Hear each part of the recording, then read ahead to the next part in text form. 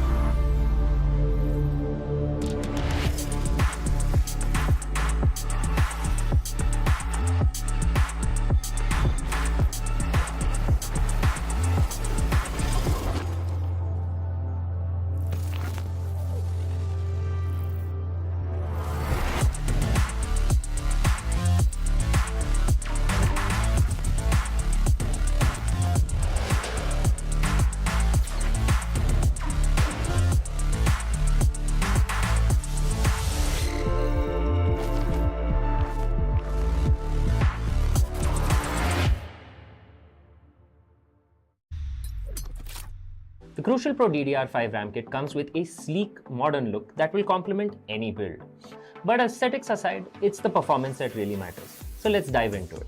The default JEDEC timings are 46, 45, 45, but it does come with 2 XMP and Expo settings for those looking for a little more performance. With XMP 3.0 Profile 1, you can push the speed up to 5600 megatransfers per second. If you prefer a slightly lower speed but tighter timings, Profile 2 offers 5200 megatransfers per second at 42, 42, 42 timings. We've run some benchmarks and stress tests to give you an idea of how it performs. In general, dropping the speed and tightening the timings with the second XMP/Expo profile yielded better results for us on our test system.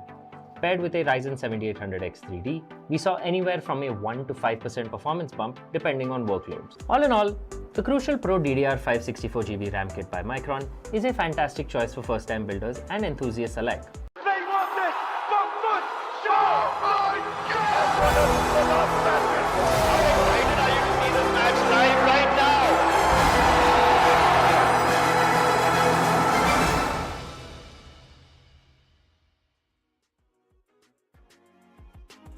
What's up, ladies and gentlemen? Hope you're doing good for the day number 3 of the Esports Club Showdown Series Season 2 Valorant, powered by Crucial, by Micron, GPU partner Zotac Gaming, and media partner Gossip.gg. It's gonna be me, Azura Aiden, and today on the desk, it's gonna be a new face, a new scene altogether. It's definitely gonna be Raider. Raider, how are you feeling today? I'm pretty excited, man. As you rightly said, I am the new face here, but I am expecting a lot of new competitions today because, as we know, it's a rounds of 16 that we are talking about. So I think a lot of interesting changes will be there in terms of play style. Different metas are going to get explored. And for that reason, answering to your question once again, I would like to say I'm very, very excited. That's great. That's great. I mean, the way the excitement, we can already see it on your face, Raider. And yes, talking about the format, things have actually taken a big turn. Open qualifiers is what we're witnessing right now, and later on is going to be playoffs. So open qualifiers, single elimination, BO1s, hoping for a good knockout game today as well. I mean, it's day number 3. We've already set the bars way too high. Yesterday, we could see a scoreline of, 13-10. That was the closest we could ever see. But here's another thing. 28th July, grand finale, BO5. Mark your dates, book your calendars, because that day is going to be an amazing one. Oh yeah, we are going to crown our champions. We'll get to know who is the champion of Season 2. But obviously, the prize pool is something that matters a lot, along with the bragging rights and the experience that these teams are going to get. The prize pool is of massive 1 lakh rupees, where the champion is going to get 50,000 rupees in his favor. Along with that, the second place team, the runner-ups, they are going to get 30,000 rupees, and the third place positioning team is going to get 20,000 rupees as well. So the podium finishing teams are going to get a lot of prize pool chunk. Along with that, of course, the bragging rights, the experience that they're going to get is something absolutely amazing. But let's talk about today's matchups. The schedule that we have for today is going to be even more interesting. We start with the game number 1. It's of course going to be a BO1 equation. We have Team KDG fighting up against KRONIX Esports, and then after that we have ASPHYXIA fighting against the Team T-Time. Well, we have seen the games yesterday itself, but KDG and KRONIX are the two teams which I really want to see how they're going to play against each other. Other than that, ASPHYXIA and T-Time, they have showcased a lot of good individual gameplays, and I'm pretty excited to see the second game as well. But before that, it's going to be game number 1, the icing on top of the cake. And I'm hoping that it will take us to an overtime, because all this time we haven't seen a single one. So yeah, I hope Raider, you're gonna be the lucky one here to witness this action in day number 3. And yeah, today's matches seems pretty jam-packed. Oh yeah, the action is going to be quite on par, and I'm waiting for those deciders to come through, because whenever the OT is going to get kicked in, that means the competition was quite on par in the first 24 rounds, and that's exactly what we are here for, because we get to see the BO1 equations in the open qualifiers. That means there are no second chances for any particular team. You have to perform, you have to be on par, you have to be ready with your strategies, and those split-second decisions have to come through from the IGLs, and I'm looking forward to see what kind of even agent selections are going to be there. But even before that, what matters the most is the map veto. Which particular map is going to come? That's the main question. Well, looking in the map veto, we will get to see which decider map. It's a BO1, so we will get to see it in my favorite map, Lotus. So things are pretty positive for me from the start. That's nice, Raider. I'm pretty happy for you. And we have seen a lot of action in the map of Lotus as well. It's a 3-sided map, and the way the ventures go towards mid and then the split comes in, I mean, it's going to be super exciting on to what kind of approach the attackers are going to keep, and the defenders, whether they're going to keep the enemies at bay, or is it going to be an open, full-fledged rush coming in from the attackers. So big questions, big stances, big opportunities for both the teams, and I'm hoping that they're prepared for this, because if they're not, then you might as well be. See, the thing is, Lotus is a pretty attack-sided map. I am looking forward to see which is. team is going to get the advantage out of it. And specifically when you talk about the A side, the postman scenario, the retake for the defending side is something which is very, very, very difficult. So the attacking team can really get the advantage, but obviously infiltrating the A side is something which is obviously not that easy. You have baby door to convert with, you have the tree area, you have the whole A side where different angles are there from where the opponent can actually shut you down. So picking on those angles, getting in the right value is something which is going to matter a lot. But obviously, guys, in few minutes we'll get to see the action. But even before that, my eyes will be set for the agent select screen, because in this particular map, I think Sentinel is going to be a much needed type of agent. I think it could be a KJ pick. That's quite possible. I'm looking forward to it. Oh, there you go. From KRONIX, Ansh is already picking up a KJ. On the hindsight, Melodius could be actually going with a raise. That's going to be the duelist. We have another Sentinel coming through from Defender's perspective. This is going to be interesting. A KJ up against a Cypher. Well, Cypher is good for anchoring the site, but I don't think so giving up that information is going to be that viable. You have the spy cam, but can you utilize it? That's what I want to know. Well, he definitely misses her, so I'm sure that he's gonna take the maximum output of the cams and every single one of the utilities he gets under his belt. So yeah, a good pick coming in from the corners of the defenders. And KDG, they're pretty much amped up, and ZVM, he's picking up a good agent here. Neon, finally after a long time, we are seeing this duelist come in the picture. I mean, the recent buffs has made her look like, what can I say, a gigantic, elephant in the entire house. So I'm hoping that the entire action will be pretty much one-sided, because ZVM, he's already prepared for this kind of a shenanigan gameplay. On the other corner, KRONIX, I mean, good amount of picks already. I mean, getting an initiator as well as a sentinel, which is KJ, is important, is vital. But alongside this, you need to complement the team as well. You need to bring in that A factor. And that, I believe, will be Raze. That's right, it's gonna be Raze. So yeah, the teams are pretty much prepared. They know what needs to be done, how the entire attack and the defense is gonna work. We're gonna see that real soon. I think also, see, Neon is a very good pick, but then again, in this map, I kind of doubt it. Specifically when you're starting on the defending side and you're picking up a Neon, you have to, I guess, consider this fact that you just have one map to play. Along with that, you have the defending side for the first 12 rounds. So you have to be on par in those particular rounds. I think, yes, a Breach and a Raze combination is going to work for A side. The stun is going to come through, and after the fault line, the follow-up with the painful nades is going to be absolutely amazing if the players gets encircled in that. But we have seen enough competitive matches. These guys are also competitive individuals. I think they are not going to fall in that particular trap. Talking about a Neon, yes, the movements are quite fast. The overdrive is going to come in the ultimate scenario. I think still the value of a Neon should be there. Otherwise, this could be one of the weakest link for this team. I have not yet seen a lot of Neon pick when it comes to the competitive scenario in this specific map. In the map of Lotus, there are far more Yeah. better agents that you can utilize. So for that reason, I think KRONIX might just be able to secure this particular BO1. Uh, See, here's the thing, right, Raider? Like, I beg to differ with the entire point because the way the stun on the Rebel can be used, right, it's pretty strong for the early map control and for fast rotations as well. Just in 12 seconds, Right. just in 6 seconds, to be very honest, you can traverse across the map, and that's one thing which is really required for the defenders to go ahead and capitalize, go in for the post plant scenario, and reach in towards the site and get those early frags.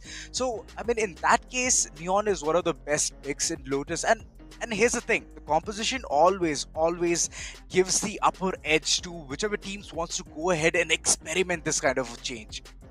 Like the experimentation, whenever it comes into the picture, it always gives you really good fruit. And yeah, so that's my point of view. So that's all. Yeah.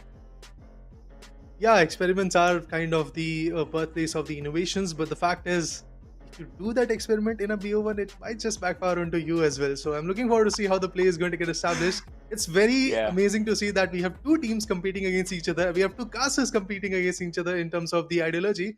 But yeah, guys, we are very soon going to dive into the action, and it will be very interesting to see who is actually wrong and who is actually right. But yeah, look at it. We are ready with the action, guys. The map of Lotus is pretty much ready, and we will get to see the pistol round pretty soon. I think the classic versus the ghost picks are going to be absolutely on par. The defending side is more than ready. Here comes Gecko with the Dizzy. Let's see what happens next. Well, true information revealed. Rubble control has already been taken. Vestron, way too aggressive, trying to get the early advantage here, and ZVM, he's already near the broken wall. Just waiting for the initial point of contact. Who's going to draw the first blood? Is it going to be KRX or KDG? What's it going to be? Midventures, be completely open to take. The teams are just waiting for this kind of an opportunity to come in real soon. The smoke comes through. I see. Knows that the player is moving, aggressing forward. The second frag comes in too as well. Gecko, unfortunately, the man who was carrying the spike would have thrown in the wingman for some additional support, but unfortunately, he couldn't do much. It's 3 versus 5 now, and B is completely seized up. Oh, player is AFK as well. Oh, this is not good. Yeah, Definitely I don't not think so good. that this round is going to go in their favor. It's pretty easy. Now, the first two picks came from IC, and now following it up, it's going to be Vestron who is going to get the last three. A flawless win for the lads of Team KDG. What a good start that is. Of course, with the start in the pistol round, you get to have the total control for the next particular round. That is going to be the bonus buy round, but practical timeout is going to come through. I think the raise can be quite an important duelist, and I think this particular tactical timeout will be giving them enough time to plan, plot, and eventually then once again refigure what they're going to do. I think the ghost investment is something that is going to come through once again from the lads of Team KRONIX Esports, because KDG, well, they are going to play on their specters. Somebody is going to even go for a vandal probably. I'm looking forward to see if that's going to come. Well, I'm just hoping that KRX, KRONIX, doesn't go ahead and Mhm. invest on any of the weapons. Just save it, go Yeah. full eco, and in the next round, when the probability of winning that one is at 100%, you go ahead, secure it. Because you have the weapons, you have the buy, you have the full shield alongside Vandals, Phantoms, whichever you like, pick your poison. So that's one really good thing which they can achieve. But for now, they have to just let go. It's all right. If you want to go ahead, surprise the opponent, I mean, you can go in for the force buy, but I would advise otherwise. And on the other corner, KDG, as strong as ever, getting the pistol round. They have the bonus into the corner. So Spectres will be online alongside a mix of Marshall as well. I mean, Marshall, long range, good amount of damage being dealt. But Westron, he's gone in for the Guardian. One tap headshot. Interesting. Yeah, he's pretty much ready to showcase the action, but we have a technical pause coming through. This will give us enough time to look at the economical disadvantage that is there from Team KRONIX's perspective. As we can see, the only thing that they can invest on maximum is basically they can go for a sheriff probably if they want to go for those one tap shots. Ghost is going to be a good choice, but then again, following it up with some classics might not give them the edge. I think at this moment, KRONIX's only goal is going to be to give an economical damage to the lads of Team KDG. If they are able to give that, if they are able to force them to reinvest in the third round, that might be the round where KRONIX is going to outshine them and eventually win one particular round in their favor. That might be the start of a different era for them. But Vestron, he gets the first one. Here comes the first line, and then after Shock is also going to be there. ZVM, as fluent as he is, Flash is also there, and finally ZVM is going to get a 3K. Echo retaliates and was able to take down Vestron, but in turn, Shadow XZ finishes him off in style at 2-0. And the goal that had to be fulfilled from KRONIX is not yet fulfilled. They were not able to push lads of Team KDG in an economical disadvantage. Obviously, one guy is going to reinvest, and that's going to be Vestron, and he is already investing in a Guardian once again. Trusty Guardian is going to come through, but from the other side, KRONIX with the full buys, except Not So Ranger is going to be there. Not So Ranger is going to come with a half buy bundle. Recent times itself, because of the buff, just because Neon has a perfect accuracy of getting those stuns on point. I mean, the way she's been abused at this point of time, getting the early control towards A side, towards rubble, it's very important, it's very vital. I mean, this is completely nullifying the entire adventure towards side A. And KRX, they're completely dumbfounded onto understanding what needs to be done at this point of time. Look at the angles being contested. Vestron holding the entire line of sight, and alongside it's also ZVM, just pincering them down to the wire. Ooh. Finally, the silence have been broken. It's towards side C, the gates have opened, and it's going to be a post-plant scenario. Finally, some kind of a relief here, as they can get some kind of a bonus in the next following round. Oh, this was a very daring move by Gecko, but he survives. Tags the opponent quite a bit. The Revolving doors are pretty much opened up so that they can check out if somebody is trying to sneak up on them from the B side. But here comes the flash, and finally the swing is going to come through, but Paranoia was pretty much activated. ZVM finds one, Vestron gets one more, but Not So Ranger is going to retaliate. IC picks one more. He wanted to go for a sneaky refusal. That's not going to happen, all thanks to the swamp grenades, and finally Melodias gets one. Raze versus Raze, the combination was good. It's a 1v3 equation. Oh, it was a 1v2. Finally, Killjoy gets IC down. And here comes a redemption from the lads of KRONIX Gaming. The very first round was a full buy round. They had to get it in their favor, otherwise it would have been a 4-0 scoreline. Thankfully, they have got that particular round in their favor. Good start for them, and it was a very interesting fake out also coming through, because two individuals, the KJ and, if I'm not wrong, even the Raze, not Raze, but KJ and somebody else along with that, I believe it could have been Not So Ranger, who was holding out the A mains, and they were trying to give all those informations. Meanwhile, with the satchel, we got to see a push from Melodias onto the C side. So good approach, I believe. Yeah, definitely a good approach. Presence of mind on point, and again, if you keep doing the same kind of tactics, you're going to be very obvious onto what will come next. Oh, now ZVM getting the early information, trying to peek through, getting the first frag. KJ, it's an early loss of the Sentinel. Oh, this can be bad. KRX again having the ventures towards side C. But this time the tripwires, the information, it's all on. Look at the Cypher, just waiting for the right opportunity. The nades coming through, and for now he needs to run away from that corner. Aspect used just to enter towards the side, but good amount of damage being dealt here. One by one, every single one of them just trying to wander inside the side. Not so strange. Did manage to get a frag here. And the side control, it has been gained. Well, they have got the control, but the plan is yet to come. Echo is going to go ahead and get the ZVM? job done, but that's not going to be easy. ZVM! Interesting picks are getting followed up. Oh my god, ZVM could have really got that 3 frag. I mean, he got the 3 frags. He could have followed up with some more interesting picks, but that's not going to happen. It's a 2-2 scoreline. They were able to even go for a plant, so that is going to give them the extra credits for the next few rounds. That is a very good comeback coming in from Team KRONIX. Yes, it's an attack-sided map. You have to get few more rounds in their favor. You have to at least make sure that it's a 7-5 scoreline so that you can sit in a comfortable spot when you are going to defend. Because it's a 3-sided map. You know that you have a very big area to cover as compared to maps like Ascent, other maps which are 2-sided maps like Icebox and other maps. So for that reason, obviously KRONIX, this is a time when you have to outshine. This is a time when you have to pick up the pace. If you don't, you will be at a very back foot. But forcing the economy, Sheriffs are going to come through. This could be a easy 3-2 if executes are right. I have all eyes on ZBM. He has his ultimate. He can go ahead, create some kind of a play. His shadow going ahead. His sheriff shots are ringing.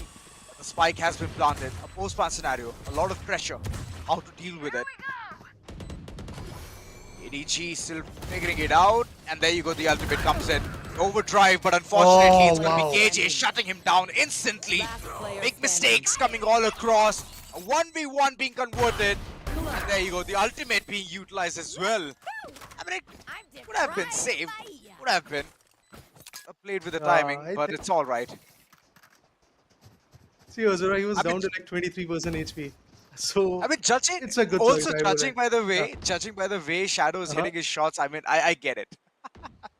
Yeah, you have to be precautious, man. You have to utilize your best weapon if you want to survive against a team like ADG. And as we can see, Shadow with the fault lines, he has already given like 6 assists. He has flashed a lot of opponents. He has made sure that the opponents are going to get stunned. He has pushed them by the use of aftershock. So I think, yes, that breach is coming in very handy. On the hindsight, once again, the rebel control has been taken by ZVM. He has been phenomenal out here. The prowlers can be utilized, and from there, the swings could come through. But see, taking an entry or getting an entry, should I say, on the A side has never been easy. And that's exactly what is getting replicated. But this time, the initiator is going to pick the duelist in a duel, shuts him down. It's a 4 versus 5 equation. The baby doors are going to get broken. Shadow gets taken down. He was trying to flee, but that's not going to happen. Even the trash is going to go in from the tree to the side. Nightmare comes through, following it up with so many ultimates. This is a heavily invested round for Team KRX, and they really have to win it so that they can break the economy. They're looking forward to it. They are. It seems like KDG, all the mistakes, it's just piling on top of each other. IC being the last man standing, couldn't win that individual duel as well. It feels like the confidence, it has already been shattered. After the second round, they haven't gotten anything. So good timeout, it needs to be taken. It needs to be taken at this point of time. They need to understand what mistakes they're making. It's the early control which they're trying to get right off the bat. But it's just the aggressive stance which ZVM is holding again and again. So if he doesn't do that again and like multiple times, that's where the team can actually get the information. And last round, it was a 5-man squad just waiting in towards the lobby. So what can I say? The team, they need to understand what kind of a composition they're playing, what kind of rotations are being called in at what time. So that's one thing which KDG needs to understand. And they have 2 vital ultimates. One can be used as an expensive recon, that is from the shadows, and the other one for the crowd control. So post-plan scenario can be easy peasy for KDG, but the utility weaponry, that's one thing which will be very weak. Yeah, I mean, they have to go ahead and invest in sheriffs, and maybe some specters are going to come through. I think that they are not going to invest their ultimates in this particular round. If you're going for a save, investing those ultimates in a save round, I don't think so. That's a very good wise choice. Stingers, sheriffs, specters, a bulldog even coming through from IC, as he was there with some good credits. Let's see if that's going to be the case. On the hindsight, one step away, the lockdown is going to come from KJ pretty much soon if he is able to get one pick. Or maybe even the ult orb is going to get collected. That could be the case. But back-to-back 4 good rounds, that really is a statement. KRONIX is trying to come back in the game, but that might be getting stopped in the next round. I doubt that this round is going to go in the favor of KDG, but the next round could be in the favor of KDG when they have their full buy and their ultimates online. But here comes the fault line. Pretty soon it is going to get utilized. But the breach is going to get spotted. Yes, he receives a lot of damage. ZVM, even after getting flashed, he still retaliates. Dizzy is not going to be effective enough. Ranger, he picks one. The Rolling Thunder is active. Ranger is going to get capitalized in it, but they will be able to fall back. That's good. It's a 3v4 equation. Still in total control. The weapons have been taken down. They can rotate to C side, but eventually we have the tripwires here activated. Stinger, oh my god, be interesting. I miss it. Is going to really not miss this shot. He's going to get that connection. Oh, sure, the connection was made, but looking at the way capitalization is coming in from the corners of Fade, still trying to make do with all the mistakes the team has committed towards lobby itself. Look at him, already having 4 onto his name, but instant shutdown. Shadow definitely needs to hit those shots. Lockdown being invested as well, and it's going to be very close that he's going to be caught off guard. Yep, he's caught. Knives are out, and Shadow, unfortunately, he's going to be biting the dust. Well, And that hurts, man. yeah, That really Rex. hurts. Yeah, that definitely hurts. Moreover, there's another thing, right? Even the lockdown being invested, I don't know. This entire team is very paranoid when it comes to the 1v1 situations and the coordination as well. It's just that one player starts popping off, he pops off, and the others are just dumbfounded. An amazing round, to be honest. What a good round. I have to give kudos to KDG for this particular round. Even when they had the economical disadvantage, they were able to get the upper hand. All thanks to the overconfidence coming in from Team KRONIX. The way they were able to swap those entries were absolutely amazing. But following it up, now they have a semi-buy round coming through where one guy is invested on a Bulldog, other Oh, ones vital are nade. like trying to play on some good picks. But Oranger, will he get something? Yes, indeed. Even when flashed, this guy is just phenomenal. He still gets one more pick. Shadow and Westron are going to redeem themselves. The 3v3 equation, but we get to see still two ultimates pretty much active. And the guy who had that ultimate is already gone from KRONIX's perspective. It was the Nightfall that I'm talking about. And on the hindsight, we are from the Shadow. And along with that, yes, the Neural Theft is also pretty much active. Let's see if they're going to get that advantage of the Neural Theft getting utilized this time or not. They have got the information where the player is. The wire has been broken. From here, the swings will come through. Could be Melodious picking this guy down. Yes, the Cypher is pretty much down. With the Primordial Vandal, it's Icy's turn. He has to outperform. And he... Oh! he did. Spike down. Mic C. drop. Information known. Dove needs to go ahead and retrieve this. That means he has to take a big gamble. Stuck in the corner. Smoke out. Spike still needs to be One enemy retrieved. remaining. Leo trying his level best, knowing that the angle is being contested and it's going to be Icy winning this duel. KDG, they have broken the silence. After two, they were not able to get any round. And finally, after a long due of multiple rounds going in for the corners of KRX, they've finally broken the silence. Icy, all thanks to him. Good angles being contested, and he was just so sublime.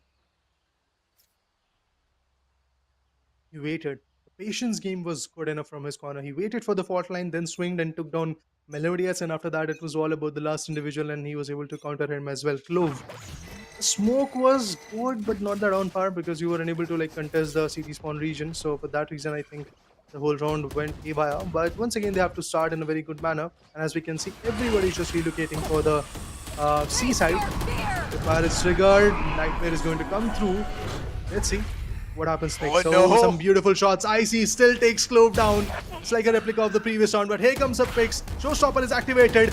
Oh, No. this is going to be hefty to deal with, but Shadow is going to put Melodious down, and from here, they are going to just bit of able to C side. Probably going to rotate to A. That's the only wise option that they have. Let's see if that's going to be the call. Well, the symphony, it is singing. It's just that the showstopper couldn't do much there. Still getting the room, getting the space. KRX going ahead for site A. And it can be an easy execute, but ZVM is near around the corner. The moment I said that, KJ, the way he has been shutting him down is an absolute bliss to Spike watch. planted. Post-plant scenario being created as well. Tough times, alarm bot, just to make things worse. Mission retrieved, and the shots of Gecko are never gonna miss there. Last player standing. Good frags all across, and it's just converted to a last man standing. And there you go. After taking a Ranger, Westron could have not done much and threw a wall bangable headshot, my bad. It was Gecko following it up and turning the whole game in their favor. What a good round that was. 6-3 scoreline altogether, but looking at the highlights, you can clearly see how it all started. It was in the favor of KDG for the first few seconds, but after that, once the rotation came through, after the downfall of ZVM, I can see that the other guys were pretty much failing. Shadow could have been the phenomenal guy who could have like brought the game back in their favor, but it was just not getting in their favor as Gecko was pretty much ready. He knew from where the players are going to swing because there was just two options. You can either come from the ropes or you can come from stairs. And he was just holding that particular stair angle way too well. It was a very crucial pick from their corner. From here, 6-3 scoreline. That means KRONIX is there with 50% of the job done and dusted. They've already secured 6 big rounds. But here comes the overcommitment. The Prowlers is going to be effective. Melodious is going to follow it up. Beautiful headshot from his corner. Taking down the Cypher. The Sentinel has been picked off. Now from here, I don't think so. 2 duelists, 1 initiator, and and Omen can clutch it out with Sheriffs. Well, true. It's tough times. KDG still not knowing what the footing is. And yet again, they're heading towards side 8. So doors are opening, slow and steady, heading towards the side. There's a wingman going for the plant. And it's a post plant coming in real soon. KDG, yet again, they're stuck in such a pickled up situation that no one can do anything at this point of time. Shadow, his shots have been absolutely banger of a performance, and Clove instantly shutting down ZVM just marks one thing and one thing only. And the retake scenario is going to be very tough. Oh, wait. I see. Let him cook. Bucky. This is going to be very interesting. I also play in my save rounds with this beautiful weapon. One shot, one guy down, but no, this time it's not gonna happen. Gecko was there with the shield. Takes you down at 7 HP. This could have been a very good pick for him. But 7-3 scoreline, that means KRONIX is definitely performing like an attacking team. They're getting the right value. On the hindsight, KDG, they are faltering down. Talking about the ultimates, we have 10 individuals playing. We have 5 ultimates online, 3 from KDG, 2 from KRONIX. We have very good ultimates to make an entry, be it Showstopper or Crash from KRONIX's perspective. But in order to stop the plant, in order to get the info, I think Rolling Thunder along with that, following it up with Neural Theft, can be absolutely amazing. From the Shadow, definitely there for the informations. Well, it can be used individually as well. Gecko getting the first initial point of contact. ZVM just overextending at this point of time. Nothing is working for the entire team. Mistakes after mistakes. And KDG, 2 early losses. Vital losses, to be very honest. And if this is the way things are going to go, I believe they're already, in a very troublesome state. Plant going down towards side C. Good control all across. And it's all down to these 2 players standing. Reach and the raise. And it's contested. Good shot. Only good for 1.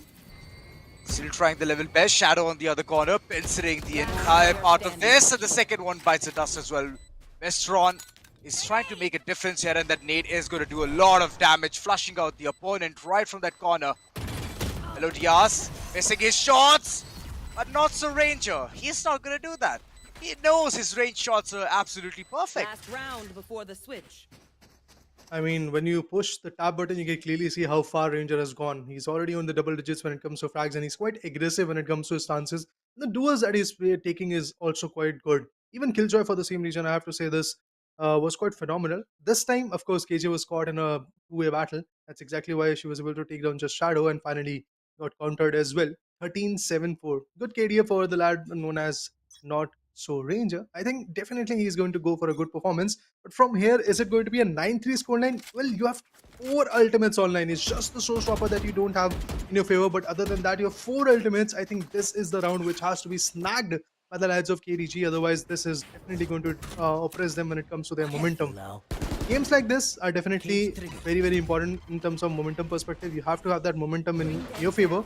If you don't have it, I think the job is not going to be easy anymore. So that's exactly what is happening for Team KDG. Yes, they have won few crucial rounds from 2-0 to 5-2. That was the scoreline. Finally, it was the third round that came through. And following it up, we can already see back-to-back 3 good rounds are already here in favor of Team KRONIX. And so far, KDG is unable to answer back. But maybe this is the round where they're going to come back. Flash, yes it. Get the information, and there you go. Another ultimate being utilized as well. Meadow Riaz is going ahead, getting the frag, and one more player has been caught. Caught in all of this action. Big mistakes, big blunders. KDG, even though they had good amount of ultimates, they're not able to utilize this. Right there. And finally, Shadow going ahead, investing this can be a bad sight.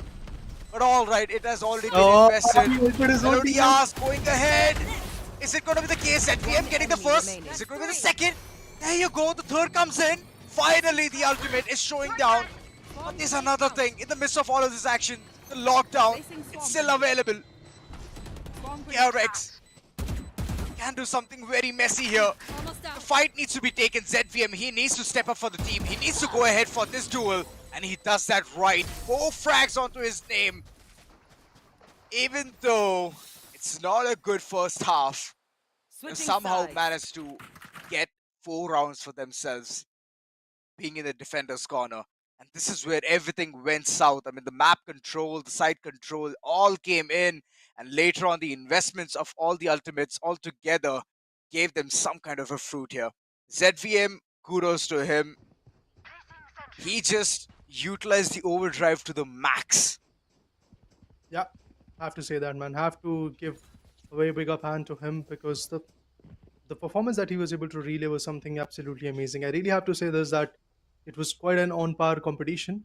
Now, moving forward, we would love to see what happens up next and who is going to reign on top. I think it's a 8-4 scoreline. That means, yes, KRONIX have a lot of room to make some mistakes if they do in the defensive sides. But starting it off, the Honda is going to come through, and from there, I guess some more interesting picks are going to get followed up. I think this is very, very important for KDG as a team to win the pistol round. If they don't, they are definitely going to be on a deficit and they will have to go for a force buy. If that's going to be the case for the, I guess, 14th round. Instantly, I guess we are already on 13th round. I have to see if this particular round is going to be in their favor. Winning the pistol round is the key to win the game for the lads of KDG. They really have to get every single round from here if they want to make a momentum, because if they make some mistakes, they won't be able to like repay them. Well, true that. Comeback game won't be strong. Alright, frags are pouring through. First contacts are coming as well. Not so Rangers stuck in a very pickled up situation, but the backup has arrived. A post-plant scenario coming in. KDG somehow getting this one right. But still, against 3 players, they have to fight it all. The rotation was being called in, but look at this. One by one, the bodies are falling. Oh, lovely. And it's again gonna be KRX capitalizing this. KRONIX getting the second pistol right. I mean, alright, the first pistol was wrong. Second pistol has been right for them. And it's a 9th on board. Soon they will hit the double digit. But here's the thing. KDG went in for the plant, so they will have that bonus in their pocket. So I'm believing that the force will come through. It has to be there, Azora, because the thing is, 9-4 scoreline is something which is very tricky to deal with. The force buy have to be there. And I think, yeah, it's pretty much available. They are going to go for some half buys with Stingers and Spectres, and they are going to swing through. The only reason why I don't like the agent combination of KDG is because that they can't easily go for the post-plant scenario. Yes, the plant scenario, that is possible with Neon. But Wow, after that, okay. the post-plant follow-up is something which is very tricky. But this time, the Clove splashed, and she was like, I'm not going to go do anything. But Gecko, he comes up with a good trade. ZVM is also going to get countered by Gecko only with a good headshot. With the Ghost, he's trying to swing.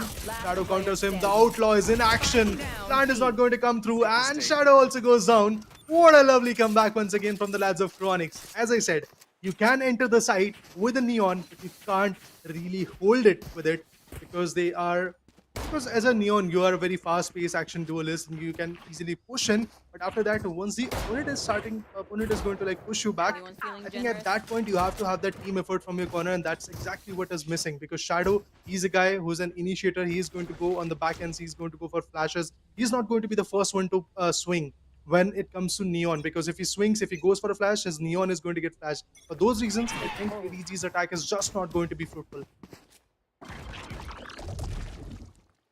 ZBM was just unlucky in the previous round itself, encountering 2 players right at once. But the individual gameplay, it's just that the fights with ZVM is picking is not going right for him. Being way too aggressive, trying to get that map control, spacing. First frag was absolutely phenomenal, but later on, all the mistakes piled up. For now, KRX, they're on the 10th already on board, double digits hitting for themselves. It's just that the confidence, it seems like it's really, really good. Clove? What is that smoke? I mean, it's neither helping the team, but it's giving Vestron a good angle onto yourselves. So, alright. Dissipates at the right time. Still the push. It needs to come through. Kuro waiting for the entire action. He's already amped up, but Vestron, there you go. The shadow shot sings against the Guardian.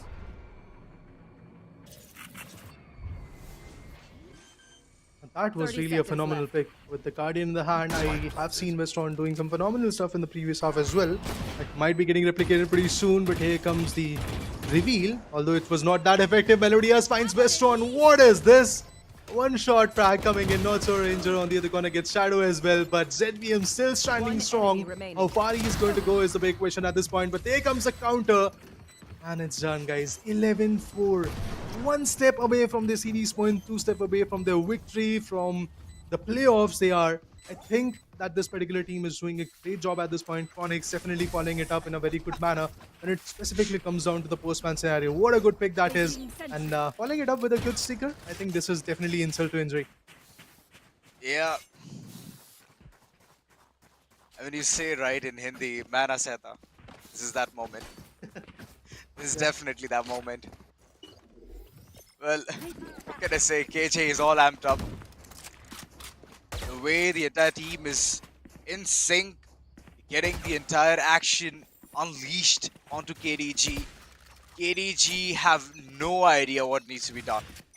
No matter how much they try, they've been stopped instantly. And for now, look at the molly coming through as well. Mosh alongside the nade.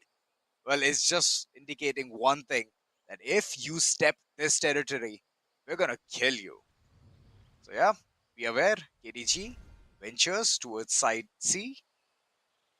And there's the KJ. She's just waiting with the alarm bot right at the feet. The moment it rings, nano swarms are going to be triggered right off the bat. And there's one in her pocket as well. Last moment switcheroos. What's it going to be? Imissa can go ahead, put the cam and get the information where the opponents are. But still, they're not playing it this smart. Playing it slow. Not trying to give any kind of information. Finally, the information comes through. But the smoke, it's absolutely on point. KRX understanding what odds they're playing against. And they're just playing it perfectly. Shadow is still out there on A mains, but finally he's going to like push back a bit. And from there, the revolving doors are pretty much opened up. They might 30 actually go to the B seconds side, but again, that's not going to be an easy entry. And for them to like go for the plant, it's not just going to be easy. Yes, it's definitely a fake. I miss her. You have just got 2 frags in the past 15 rounds. I think this is the weaker link. He has to outperform his opponent so that his team can find the value. Goes in for the Cybercade, swings, but nothing valuable once again. Ranger finds him, counters him away. Shadow is already down to like 2% HP, so he won't go far. ZBM on the other corner gets KJ. Clove retaliates by taking down Westron. Shadow finds Clove as well. Oh, it's a 3v3 equation. The plant is done. When we talk about the ultimates, it is pretty much activated. The Nightfall is here, but the backstab, as you rightly said, is going to come through. It's Melodias that we're talking about. Switching to an Outlaw. He has given some big openings in the past few rounds. Might just be able to get it once again. Let's see if that's the case. Yes, he did. Shadow gets countered with a sweet Outlaw shot. And now it all trickles down to the last 2 individuals. That's a Ranger taking down Icy. ZBM, can you clutch it? You have been the guy, the anchor for the team. Can he go far? Here comes the crash. The dash is going to be there. And yes, ZBM saves the day. There is no match point for now. 11-5 is the scoreline. Team is trying to come back. And the timer was also running. So yes, it was a very good decision for KRONIX to hold this game. But then KDG, they delivered. The last moment smoke just came in. Icy playing it absolutely at the best. And look at the slide. ZVM getting the kill in style. 5th on board KDG. But it's just that the mistakes have been, at this point of time, they don't have to make anything. If they do, then it's all done for.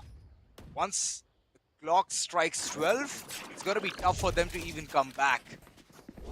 So they have to make sure how they can play all of these rounds for themselves. For now, aggressive stance. ZBM already heading towards the side. He did manage to go through, but not more than that. Just got the pass towards the side. Afterwards, the pass was literally denied. I miss her getting a good counter trade here onto KJ. So that's vital. And the information being revealed as well onto where the players are. Multiple towards heaven, and slowly, one by one, I miss her. He's taking them down by storm. One enemy remaining. That's it. Bit by bit, pieces by pieces. We have the match point coming through. We have the series point for KRONIX. Now the only option that is there for KDG is to bring overtime that we have been talking about in the past 2 days. Let's see if that OT is going to come through. My doubts are way too high for that.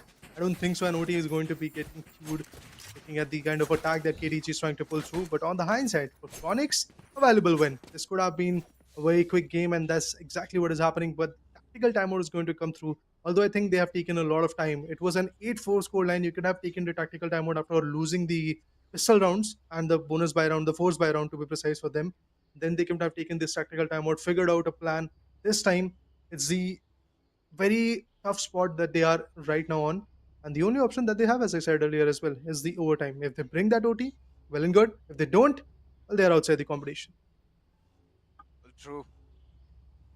They have to do something very, very crucial here. They have to break the enemy's bank. And that's one thing which is going to be impossible. No matter how much they break their back, it's always going to build up because the difference is way too much. 7 rounds differential is already being created. And yes, KRX, they're already prepared for this one. They were all set already. Clove having her ultimate. The showstopper is also online, so the spacing can be created instantly. Post-plan scenario, even though KDG will manage to do that or make it possible, it'll still be gone. The angles, they're now being contested in ZVM. The repeated approach of him, the brute force approach, is biting them on the back. Totally agreed. It's definitely hurting them at this point. 12-5 scoreline. Talking about the ultimates, yes, we have 2 ultimates each from both the sides. One for duelists, one for the smoke agents. Similar equations, but the Boombot was trying to get the information, and yes, he was very close to attacking on ZVM. But as we can see, the economical disadvantage. Westron finds Melodious still. What a good pick that is. Sheriff is in the hand, and I think the overdrive is the option that ZVM is looking forward to because he has got that ultimate activated. Paranoia comes through, following up with the stun. Gecko had to push back. Still holding the corners. Here comes a nice nade. potential needs. Good one. But Dizzy, Wingman, a lot of utilities are pretty much available right now, so that might be the case. What? He's going to put it down, but even when flashed, this guy still picks him apart. Not just that, the other duelist is also countered. Westron gets taken down. Oh my god, this is a very big setback to Team KDG, but it's a 3v3 equation. 2 ultimates still available from one particular team. We have 1 ultimate available. From the other side, we have Clove also readily available with the ultimates. Let's see if Clove is going to peak, because that is the only viable option. Clove, you should swing. You have the ultimate available, and if you swing, you get taken down, you come back, you retaliate, you find out the value. Oh yeah, indeed, that's the case. Clove is going to swing, and she gets the picks. It's done, guys. We have enough. We have sufficient time. We have the winners of this BO1. It is definitely going to be Team KRONIX. What a way to win with a big difference of specifically 8 good rounds. 13-5 is the scoreline. Kudos to Team KRONIX for winning this one. Well, big mistakes, man. Okay, what amount of tries are coming forward? I mean, the way the overdrive was being utilized, I mean, the side slide would have been much, much better, much more economical than what we just saw. The front slide, why? It's like colliding with the opponent head on. And the moment Gecko just sprayed through, even though he was flashed, he knew what he was doing.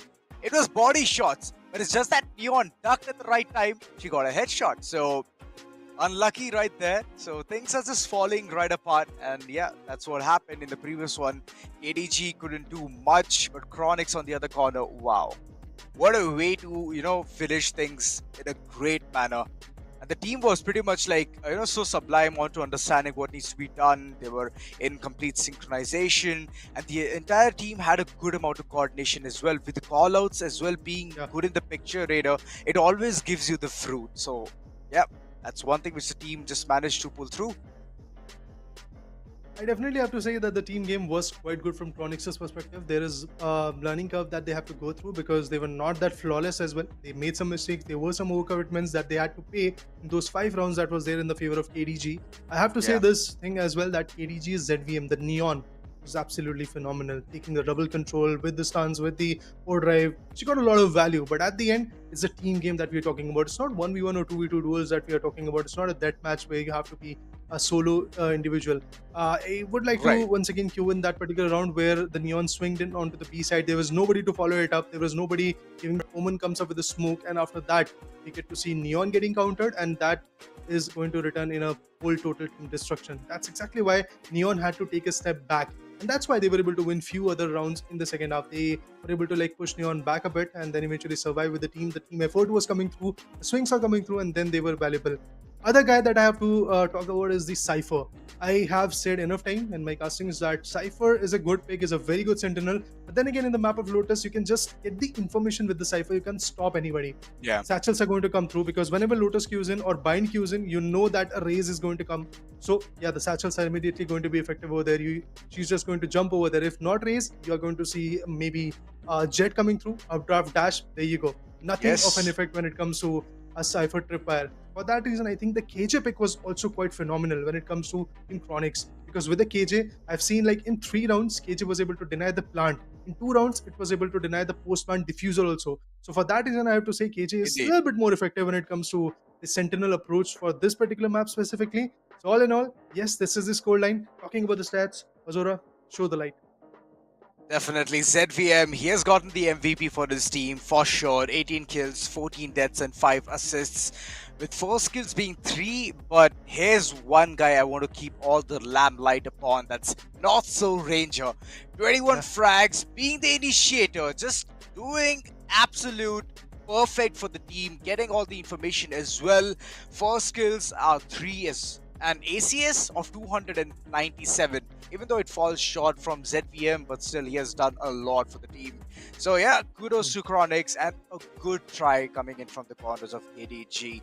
Every single one of them did step up, but I believe I miss her. If he had more opportunities, if he had done something much better for the team, it would have been something different. But okay, the MVP will definitely be ZVM, because of the amount of frags, the amount of ACS he has already gotten for himself. And a headshot percentage of 14. Man, that's nice. Oh yeah, that's definitely something amazing to talk about. Even the damage, look at it, 38-22. Absolutely amazing. But I have to say that the performance could have been even more better with the team effort. Yeah, true that. For now, let's look at the level up leaderboard. And this is the thing which we can see every single time. Well, for now, it is FFY who's at the top with 43.89 points. And how you guys want to, like, if you want to understand how the points are coming through, what is going on, all you have to do is go towards the Instagram socials of the Esports Club, and then understand what things are happening there, because first bloods gets you all of this reward, kills gets you this reward, maps you have played gets you this reward as well. So that's the reason you can see the point system at the end of all of this action. But for now, I believe ZVM, they're already out of this action. SPR, we know that this team knows how you can deal with things, and whoever gets towards the top 3 at the end of this tournament will get Riot Buddies. So interesting things waiting for them. Riot Goodies, that's right. I'm sorry about that. So at the end of all of this action, whoever are going to be the top 3, they're going to get Riot Goodies. And that's one thing which will always, motivate you to go ahead, showcase your performance. True, that's another crucial reward that these individuals are going to get. But apart from all of that, I have to say this. What a beautiful run of a game that was, 13-5. This was definitely one of those interesting competition. I have to say, it was a good run for Team KDG. There is definitely a learning curve that they have to go through. Maybe in the next particular season of Showdown Series, they are going to be even more on par with their strategies. But for this one, yes, their journey is going to end right here. But with a short break, we'll be back with the second game of the day. Don't go anywhere. Stay tuned. We'll be back shortly.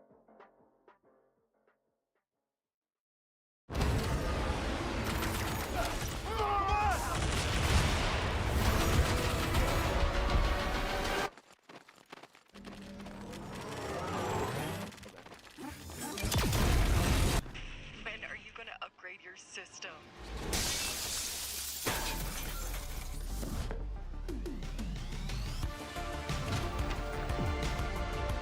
All right, let's do this. Once there was a hunter who saw what others could not. With a magic case in her backpack, she roamed with wild abandon into the great unknown. Her gaze inescapable, her reflexes lightning fast. When armies swarmed, she went through. With eyes open wide, hands steady, holding, watching, capturing. everything in sight.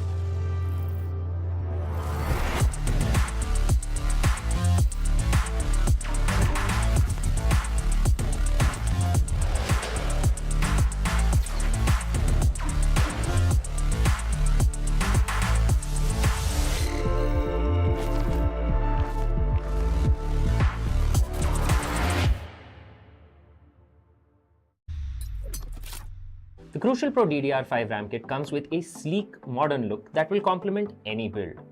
But aesthetics aside, it's the performance that really matters. So let's dive into it.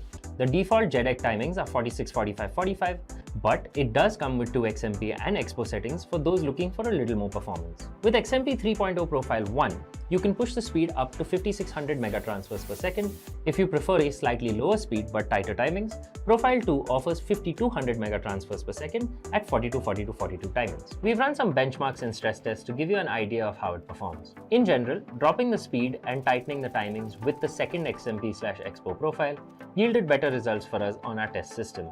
Paired with a Ryzen 7800X 3D, we saw anywhere from a 1 to 5% performance bump depending on workloads. All in all, the Crucial Pro DDR5 64GB RAM kit by Micron is a fantastic choice for first-time builders and enthusiasts alike.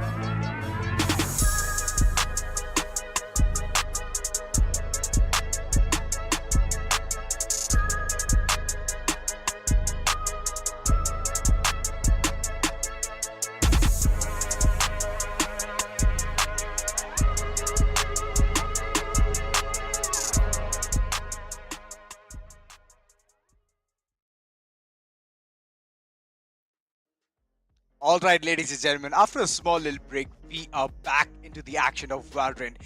Well, Raider, the first game was great. The way the picks were coming through, it was very unorthodox, but still they did manage to at least pull 5 rounds into their favor. But other than that, they couldn't get more. And the way the entire action came in, KRONIX, they were all pretty much amped up, prepared for the action. Moving forward, the second game, I'm very excited to see what Tea Time has to bring onto the table because it's against ASPHYXIA, Right. as you all know. Pretty interesting teams, pretty interesting individuals as well in those teams. I am definitely looking forward to see how the competition is going to go, but let's have a look at the mapito. What is the battlefield? Which particular map we are going to witness? That's the main question. And looking at the mapito, I think some interesting maps are going to come through, but obviously it's a BO1, so only a single map, and Ascent is here. Pretty interesting. It's the decider.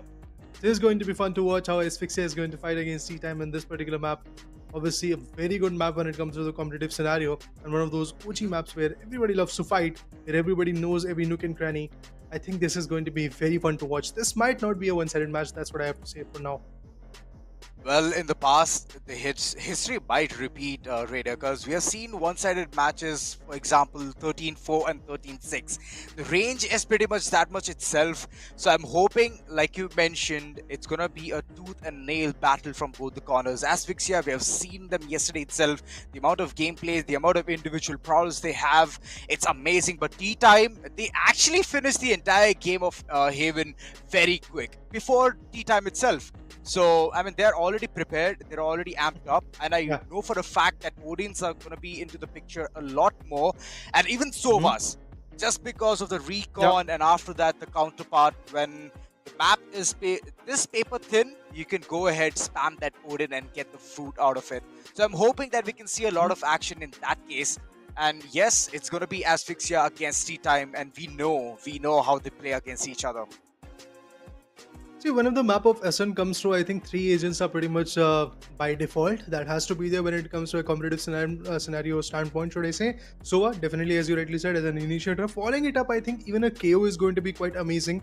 I think that might be the case where KO is going to come through. Even along with that, I have to say a Jet, and in terms of Sentinel, it has to be KJ. It has to be KJ once again, because with the Cypher, yes, you can stop, but you can't really shut down your opponent in terms of taking the plant or in terms of taking the site control and stuff like that. The alarm bot, the turret, the swarm grenades, I just love those equations to come up with. Even the lockdown for the same region can easily deny the whole scenario. Looking forward to it, but yes, as we know that the map is going to be Ascent, I think both the teams are now going to go ahead and plan some beautiful stuff. We will get to see that. But the beauty of BO1s is basically that we come with a clean slate. We have to see what the scoreline is. Right. We have to see how the plays are going to evolve along the way. In the next 24 rounds, everything might just change. OTs are still a dream for us as a caster, but let's see. Maybe this is the game. Well, there's another thing, right? There's another drawback for the BO1. It's do or die. It's for you to win, or if you win, you're going to go forward, or if you lose, you're done. You're done from there itself, out of the tournament. Next tournament will be your luck to go ahead and try. But there's one question which I want to ask you, Raider. What is your 5 agent select in this particular map? As I said, Sova definitely going to be there. I don't really love to play Sova, but yeah, Sova is going to be there. Then an initiator could be either Breach or KO. I usually go for KO in my team because it's definitely going to be impressive with getting the information, the suppression, the null command. Definitely a very good ultimate. It's absolutely on point for the post-run scenarios and even for entering for the same reason. I have to say this. The 2 are logged in. Sova, KO. And then I would like to say a KJ coming in. For a duelist, I would like to go for a Jet. And along with that, for smokes, I think Clove is a much better option right now against when we talk about like an Omen or a Brimstone. Yes, if you have lineups, I would like to go for a Brimstone. Well, that's true. That's true. I would 100% agree on this lineup itself. But like you mentioned, Clove, I would like to change it with Omen because Omen has a rechargeable smoke, right? So that's one thing which you can go ahead and, project it for your team when they need the most. Clove is a good addition. It's a good addition to the roster. I mean, judging by the way, wherever you die, you can go ahead, place a smoke for your teammates so that they can head towards the side. But it's just that you need to die at that perfect spot. So that sweet spot, if you Yeah. can't attain it, then you cannot go ahead with those smokes down right at the right place. So that's one thing which I worry about. But other than that, the composition looks pretty much same. Manicuti, he has been phenomenal with the agent select here. Every single time, whenever he goes for the cipher, he brings the value to the team. But KJ here would have been the perfect pick. The composition would have been great, absolutely astounding. But on the other corner, it's double duelist, as we all can see. Realm alongside Gurv. I mean, they're going in hand. I am like pretty astonished to see like Curve going for Arena. Yes, it can work, no doubt in that. The dismissals, the devour, the leers, that can definitely work. On the hindsight, I think Sova is definitely a much-needed initiator for them. Along with that, KJ and Omen could be a very good choice. As an attacking team, I really believe that T-Time can really bring in the value. Yes, we have Equinox playing on the KJ. So finally, a Sentinel has been logged. Now it's all about who is going to be the smoke agent for the team and initiator. I think Romeo and Satanix have already like pre-logged in the whole agent select scenario. On the hindsight, when we talk about defenders, pretty much a similar approach, although they just have a single duelist that is going to be in Fnatic. He has to perform. Manny on the other corner could be absolutely valuable with the Cypher. And yes, they are starting on the defense side. I think the only side that they have to really maintain their control on is going to be the B side. Yes, A side could be good, but holding beyond the gen or on the heaven or on the boxes, or even for the same reason on the trees can be valuable. Setting up crossfires can be good on the A side. Always setting up crossfires and even creating that trade potential, the buddy system, it always needs to be on point in order to get the rounds, in order to get those fights done right. So hoping that the team is all prepared. It's not going to be a situation where a single person is holding the site and then they're being pincered badly and no cavalry is arriving at that point of time. So I'm hoping that things can go in fluid. The communication needs to be on point in the map of ascent, because anything can go south. They can push in from mid as well. So if that gate opens, then it gives the attackers ways to enter towards both side A and side B. And that's a very scary thought, which I believe Equinox is all prepared for. Alarm bot towards the mid, trying to get that information. But on the other corner, Manicuti, I mean, okay, he's good with the Cypher. Let's see what this team can bring onto the board. It's going to be the pistol round to begin things with. APX versus TTE. Let's see how the action begins here. From the tiles to the mid, they are trying to swing. The Jet confronts. Noah is still there, trying to retaliate, but now they are on catwalk and they're trying to swing onto trees.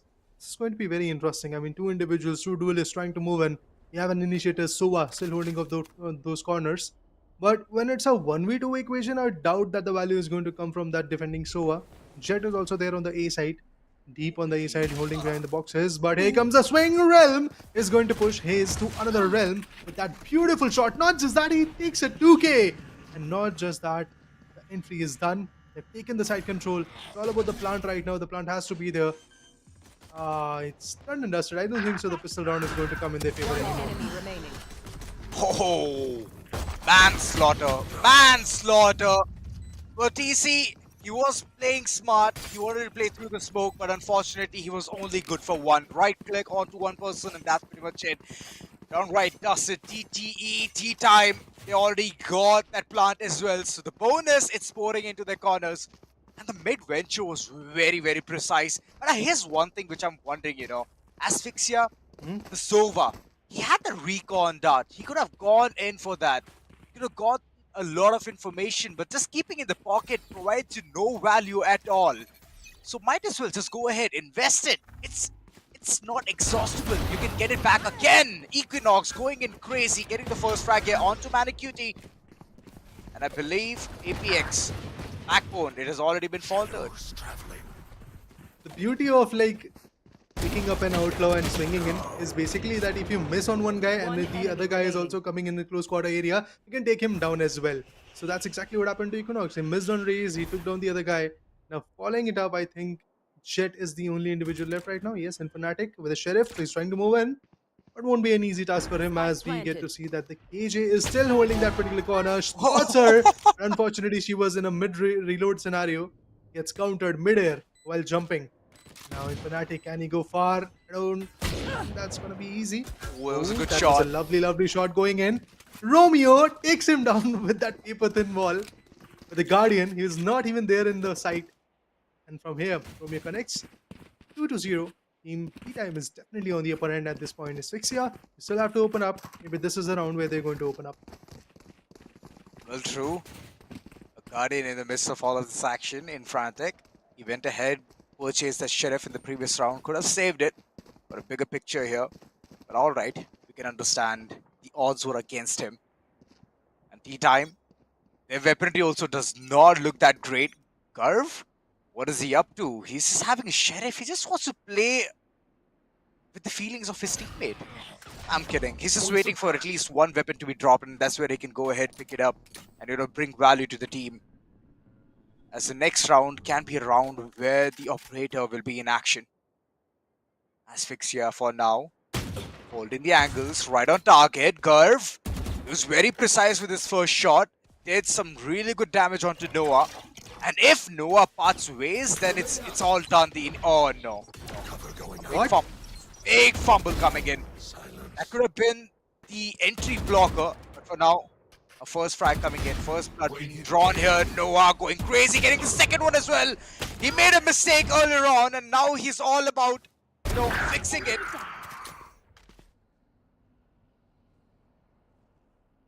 He's in the jet in Fnatic. They're trying to swing.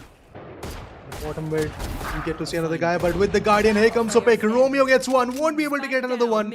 Guardian versus Guardian. This time it's going to be in Fnatic. It's going to be just valuable 30 enough. seconds left. With the Vandal, here comes the swing. Equinox survives. Won't go far as Manny is going to sum the deal up with a wall bangable headshot right on the head of Equinox. Here comes the opening. I have to say this once again, but the economical damage is massive. Can see that the other guys, the attacking team T-Time, were playing on Sheriffs, and knew on the hindsight the team ASPHYXIA, they were playing on Vandals. They were playing on some beautiful Phantoms and Guardians along with that, but they failed.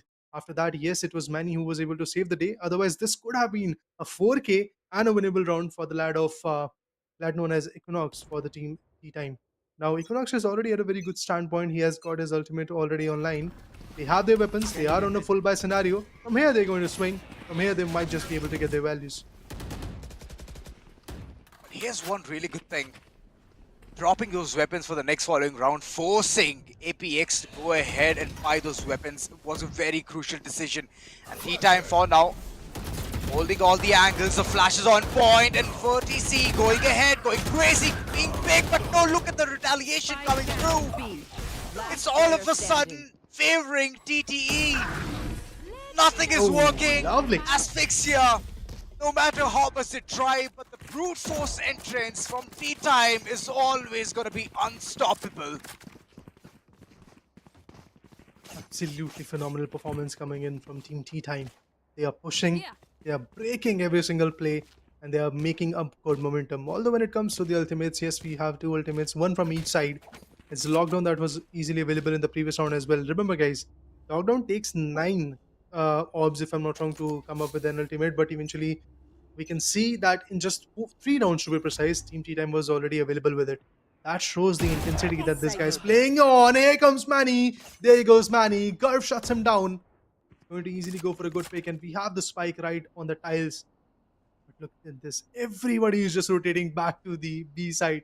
Why are you not leaving even a single agent right here on the A side? The A side is fully opened up. They have the full access. T-Time is going to relocate themselves and make sure that the plan comes through. But Sova, he is going to push in. Will he be able to be valuable? Not at all. Takes him down. Equinox finds another sweet spot to hit on. Garv gets what he sees as well. One enemy remaining. Now the players are stuck behind the door. And the metal door.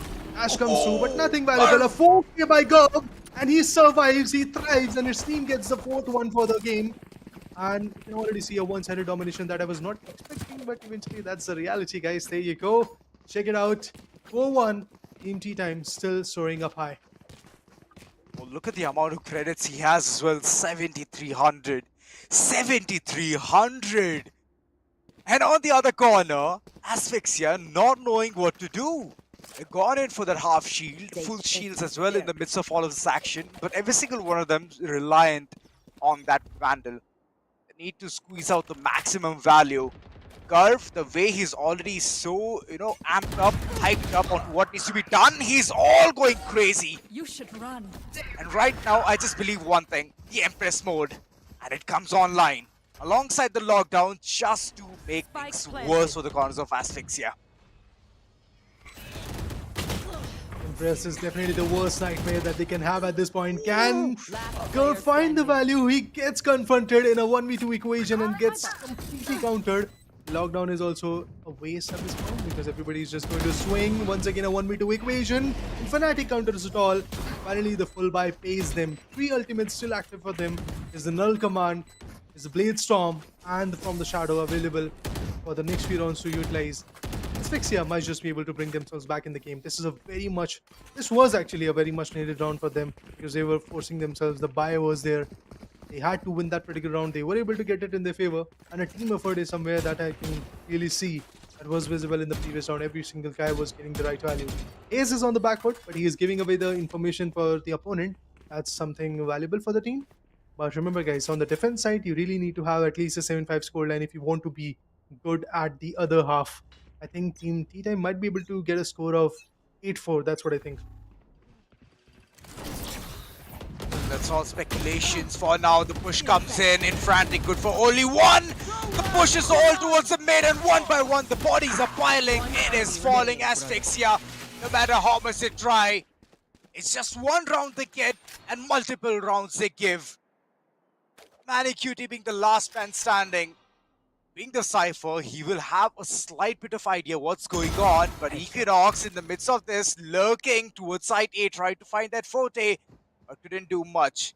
Realm, with exploration, he knows that the player is available there, and he will get the third on board as well. 3 frags to end it all. 5 points already on board. T-Time. They're taking things in such a cool, calm, collected manner. The push came in towards mid. That was a very ambitious move from ASPHYXIA, but instant retaliation, man. Instant retaliation. T-Time telling no tales, giving no time for them to even breathe towards the mid. Indeed, that's the case. They are surviving, they're thriving, they're getting the right values in their favor. This absolutely looks amazing. The way ASPHYXIA is trying to fight back, it's worthy, but then again, they are not able to establish a total control. The Hunter's Fury that came through was also quite interesting to watch, and we got to see the values. But on the hindsight, from the tiles, once again to the mid, on the catwalk, we get to see even the other guy holding it off. It was, if I'm not wrong, the Sova holding the catwalk angles. But now, as we can see, everybody is rotating. And we have 2 guys from the other corner also holding it off. Realm finds one. What EC has been picked off. What about the other guy? No, not at all. Blade Storm is activated. Fnatic finds Knox. But Romeo, what a counter that was. An absolutely on-point counter. A much-needed one. But in order to deny the plant, we do have the Null Command. Even with the Hunter's Fury, that can happen. Let's see if that's going to be the case or not. Let's see if they're going to invest. Because they do have their ultimates online. Oh, Hunter's Fury. It's just there. He activated. He got some damage and counters Gurf as well. But the plant is still going to queue in. Satan X is going to go for a plant. What a beautiful post-ban scenario this is. Romeo gets countered. This is done, guys. Won't be a successful round for Team T-Time this man. But they were able to plant, although the buy is gone. So yeah, ASPHYXIA will come back in the game. Well, true. Easy. The way he was so confident with his Hunter's Fury, went ahead all across the board, did massive damage. And tracking the entire part of where the opponents are, that's a trick. That's a trick which only Sova mains can, go ahead and achieve it. That goes there. So for now, 3rd point for ASPHYXIA. T-Time, they're taking measures. But all of this action needs the operator. In Frantic, he's all prepared, and I believe it's going to be towards the mid itself. Eking down multiple bodies. And if the team is not aware of this, then it's going to be a tough time for them. Knives comes out, the information being relayed. 3 hostages, 3 agents have been detected. For now, they won't be able to utilize their utilities. Equinox. Mistake. One good operator shot is what we need in Fnatic. With the Blade Storm, he was phenomenal. With the operator, he's still starting to be quite phenomenal. Let's see how far these individuals are going to push through because still miles to cover. And as a balanced map, I think 6-6 is the ideal scoreline for both the teams if you want to see like a very fierce competition in the second half. But yes, the first half is still turning out in the favor of Team Tea Time. But they still have to get at least 2 more rounds to make a scoreline of 7-5. Then they will be on the better spot. But Manny, he gets one. It's Realm who has been countered. It's a 3v4 equation, 3v5 actually. But the only ultimate that they had is already in Vayne. And it's the Blade Storm that I'm talking about. Null Command and Neural Theft are pretty much available but not activated yet.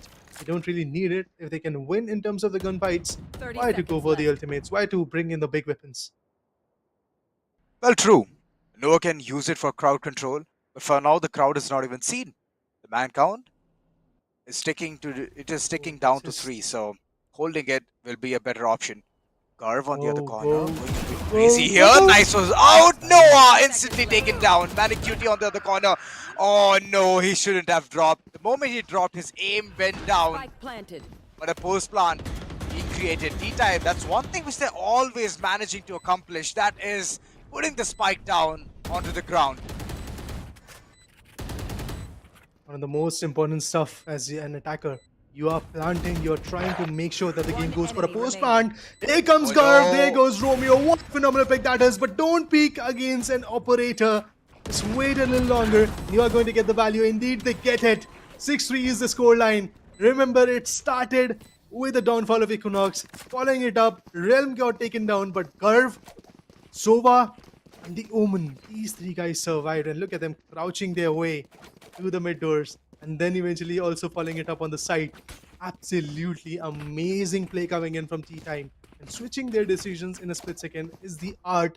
And the artists are T-Time for now. What an amazing play from their corner. 6-3. Massive back foot for Team ASPHYXIA. Will they be able to bring back their gameplay or not? That's the main question. The previous Empress was not that effective. This time if the Empress comes in, I think Gurb might just be able to save the day.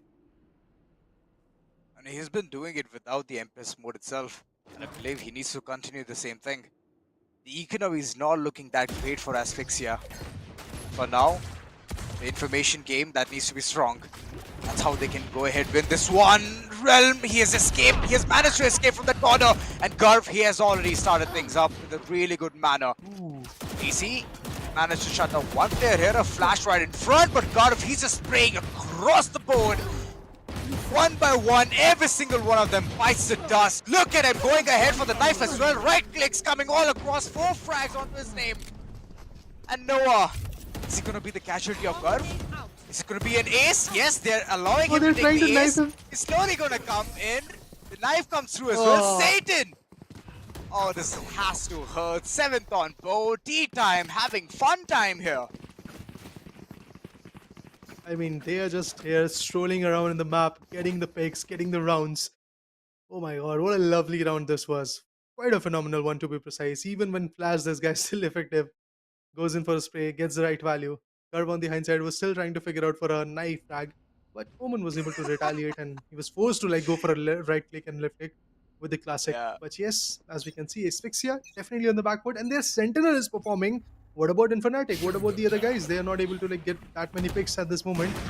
I think that their attacking side might be a little bit different, but there you go. As I said about Infanatic, he is going to pop. He is going to fight back. He is going to retaliate. This time, this was Realm who got taken down. How far are they going to follow it up? That's a big question. There comes a swing, takes one down, and the trade was also there. Pushing in deep, taking the tree control. ASPHYXIA once again on the back foot. And the amount of pushes we're seeing from A main, from A short, from tree, from every single corner, the trading potential of this team is massive, is insane. And again, Romeo finding his Juliet has already marked things for the team of T-Time. Again and again, proving a single point that the attack is so concrete, is so solid that you cannot keep the enemies at bay. ASPHYXIA, they're not able to utilize the utilities right, and that's one big mistake which is being committed from their corner. Big mistake, big blunder. So might as well fix that, because this is do or die now. If T-Time gets the 9th on board, then the comeback game will be very weak. They have to win the pistol, consecutive rounds, which means a lot of tasks. Finally, Oh, there comes the null command. Hunter's Fury is activated. Still trying to figure out what happens next. 45 HP is where Noah is standing at, but no, he's going to get picked off. Romeo answers back with an Odin. Oh, no, no, no. This is not easy. Bringing back the game is not going to be an easy chore. That's for sure. Look at Noah. Can't even stabilize the core. If he tries to go for it, shots are going to come through. Yes, he was trying to stabilize the core, but as soon as he stands, he gets demolished. Swings in deep in the market area. What a beautiful pick that is. And many will be the last man standing with the neural theft. You will not get any infos so far in the boathouse region. He gets shot down. 9-3. The curse could come, but I doubt that. oh, I doubt that. I heavily doubt that. But the performance that's coming through, and that's one thing which you guys can also go ahead, grab it. It's all there in the description below. All the information you can get for the crucial SSDs. And that's one thing, right? The gameplay. It matters a lot. Turret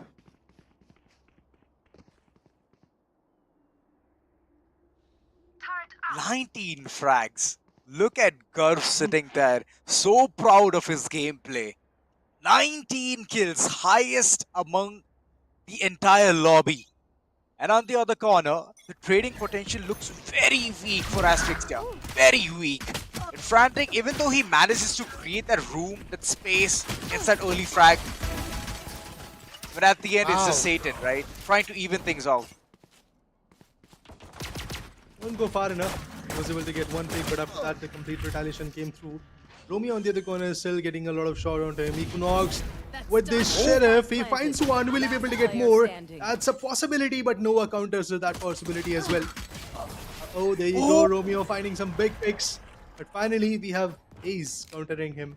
And Romeo gets taken down. It's 4-9 scoreline. ASPHYXIA was able to win their particular pistol round. That's good. Even the plant was done. They are heavily going to invest. They can definitely go for some vandals, and that's exactly what I'm looking at.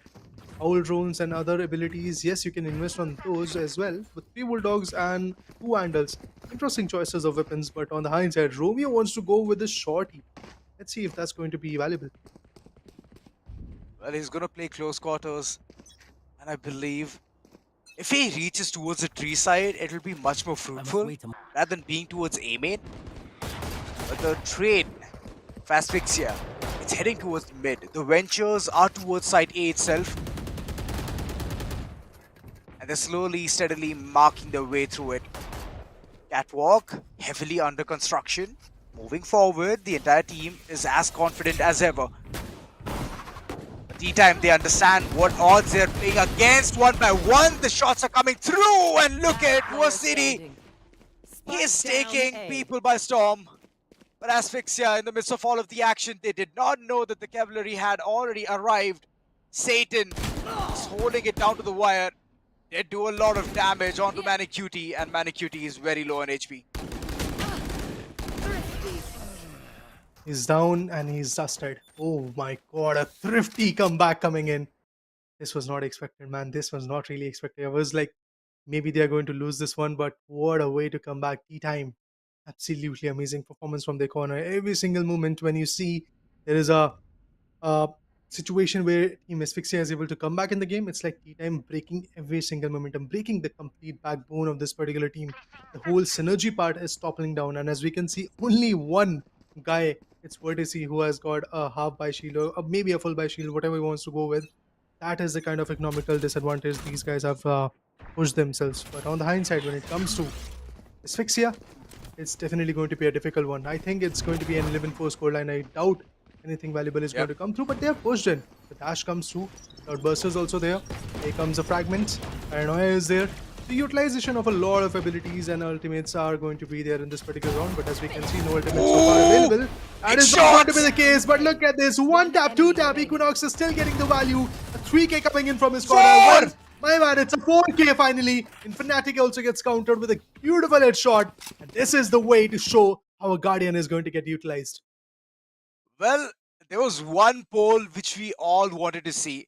And that is how many rounds will be played today in ASPHYXIA versus T-time match.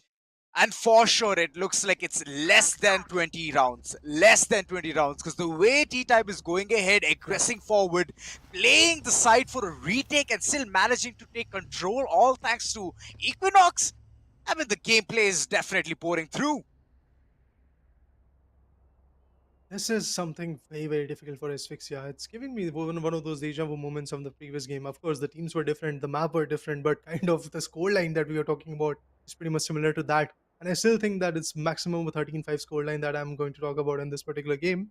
So, yes, Asphyxia, a very interesting team, a very impressive team, but their synergy part and their kind of coordination, specifically when they were on the defensive sides, it was not at all good.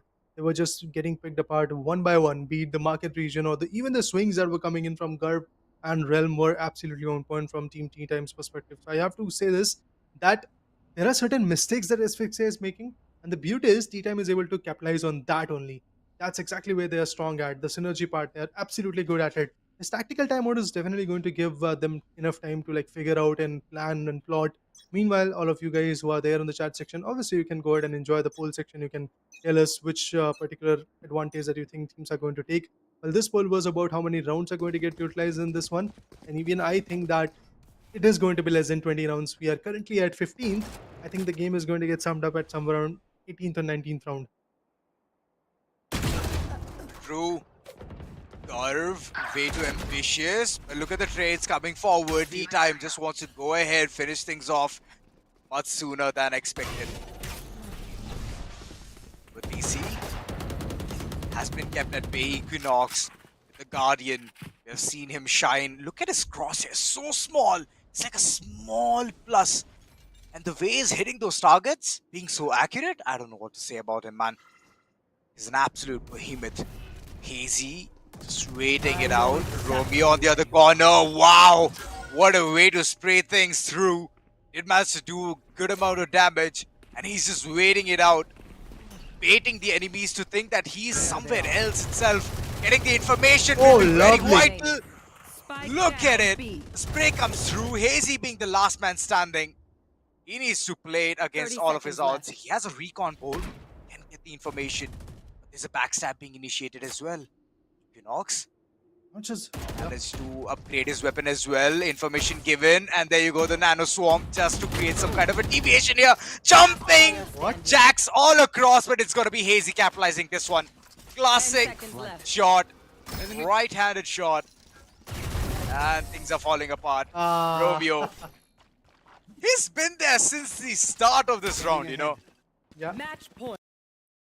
Been there, done that is the case line for Romeo at this point, and what a lovely pick that was. But yeah, it all started with some fair shares of trade. I don't know what Equinox is trying to do. He was just having fun, like he was jumping around, he was trying to just go and shoot Bunny things hops. down. If he sees something moving, he was just trying to go ahead in the picks. Rightly said, bunny hops. But those bunny hops was not that amusing for, I guess, Hazy. That's exactly why he shut him down. But yeah, all in all, 12-4 is the scoreline. 16 rounds done and dusted. 17th is going to queue in. And as we can see, half buys with some Guardians, one Hero Vandal. I doubt that there is going to be a 13-5 scoreline. Maybe they're going to end it right here, right in this round, in the 17th one. The picks are going to be there. Satan takes down the initiator, Nova. And with that, the suppression, the reveals that are not going to be a part of this particular game. But they do have their ultimates online. They can use it. Undisputed from the shadow. Let's see if they do get it. Oh, in frantic. standing. Oh, lovely. Well, this time the team has taken a completely different approach here. Very aggressive, but being on point with the aim. Romeo, he might find Manicuti here, but last moment he just retreats from that corner, thinking that the entire site is under siege. And he needs to do something about it. Manicuti going in for the backstab as well.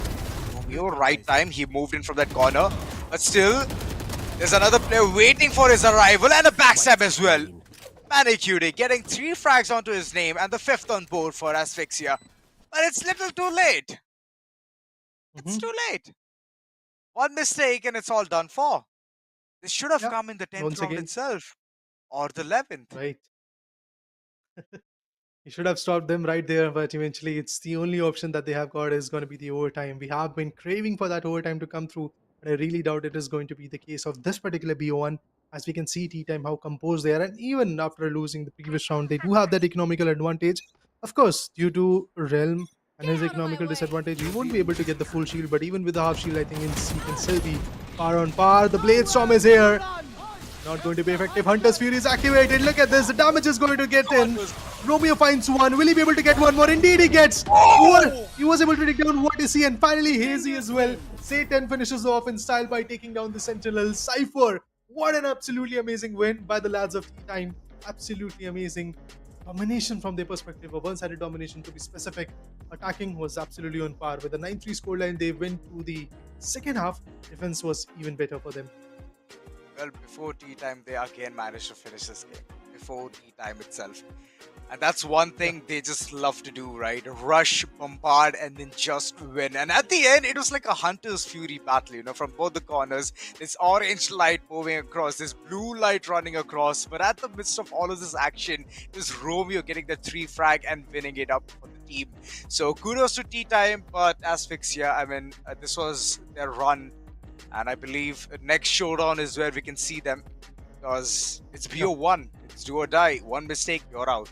That's that one mistake, even though they had the perfect composition, not gonna lie, a good composition, definitely. Having the perfect agents just sets an example that, if you have the agents right, it's all about the play. It's all about how you set those pieces. It's like a game of chess. Precisely. And that's one thing which the team could not understand. Even though the placements were like a bit iffy, they could have gotten a maximum value out of it. I mean, early knife to just to get the information onto how many people are pushing through, and later on it could have just been the hold of Manicuti. But no, nothing came through. It was just those constant holds, the early switch rounds moving it towards the site. That just literally costed them multiple rounds.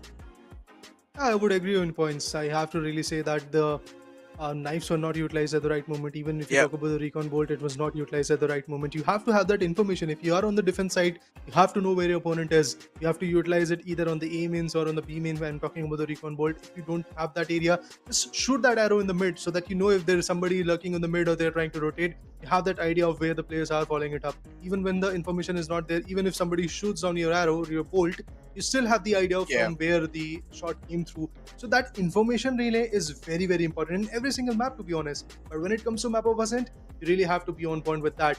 And see, I was very happy with the approach that ASPHYXIA was making when it comes to agent selection. They had their 2 agents. One initiator was KO, another one was basically Sova. Both of them can reveal, both of them can get the information for the team, but none of them were utilized in the way they were meant to be.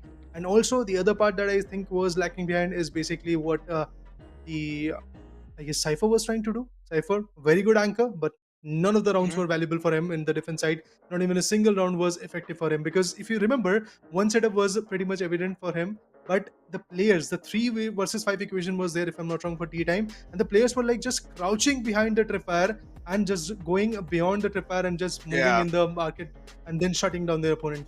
That is the kind of difference that was there when it comes to implicating those abilities of your own. I think definitely the Cypher pick was good, but the execution part, not at all. 0 on that. True that. And like, if Cypher was replaced by KJ, things would have been different. Things would have been hands down so much better.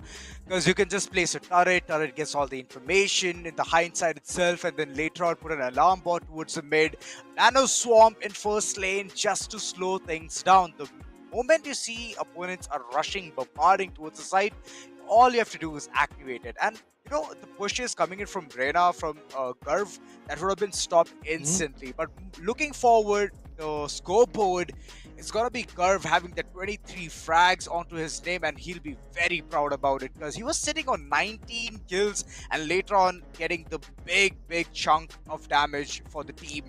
On the other corner, for sure, it was in Frantic, being the Jet, trying to create that space, trying to get those early frags was his forte, and hence you can see first kills being 5. But it's just that the team was not able to support him to the core where he couldn't, unleash his full potential, and that's one big problem. So ASPHYXIA, this is one thing which you can work upon. But on the other corner, tea time, every single one of them chimed in, stepped up big time, and they brought in that victory for the team. A valuable one, to be precise, because now their road to playoffs is pretty much clear, I believe. With the BO1 equation now in their favor, this was a good, fun run for them. And Tea Time definitely was able to secure a lot in this particular day. But on the hindsight, when it comes to being the MVP of the match, it's definitely going to be Tea Time's Curve with an ACS of 357, breaking the records of the previous game as well, where, if I'm not wrong, it was an ACS of 349. But ACS of 357, that really shows how far this guy went. Even after seeing the 23 frags, I have to say one more thing, that after the 12 rounds, that means the first half was done and dusted, this guy was standing at 19 frags, 4 deaths, Yeah. and 4 assists. That is where he was standing at. Absolutely amazing performance, to be precise. Well, I want to see what kind of changes we are going to see in the leaderboard as well. I want to see where he is currently. Melodious, we did see the amount of action he brought in, and Vestron as well. ZVM, SPR, we know all about them, but I'm just waiting for this man to shine real soon. Good amount of frags did come in from the corners of Kerr, but unfortunately he's not there towards the tippy top. It is FFY still on the top. 4 maps being played, and score the points which he has achieved, nobody has yet attained that level. So kudos to him. He's still at the tippy top. Yeah. Second is Westron. So first 3 players who are going to be in the leaderboard, they're going to get the merchandise of Riot. So that's one thing which they're just waiting for. It's a really good opportunity, right? And moreover, you get the recognition as well that you are great at this game. So that's one thing which players always require, so they can be picked up by top tier teams. And yeah, so this is the initiative being already taken by the Esports Club. So next season, you all know what to do, right? Well, guys, for now, we are going to take a quick short break. After that, there is one more game that we have to see, that we have to watch, that we have to enjoy. So stay tuned. We'll be back shortly.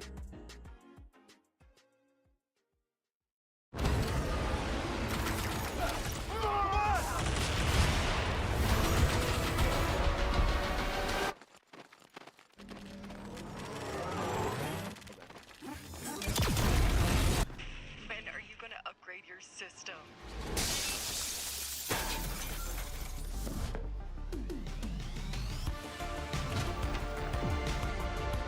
Alright, let's do this.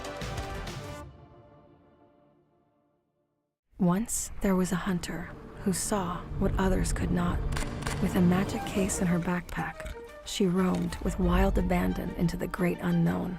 Her gaze inescapable, her reflexes lightning fast. When armies swarmed, she went through. With eyes open wide, hands steady, holding, watching, capturing everything in sight.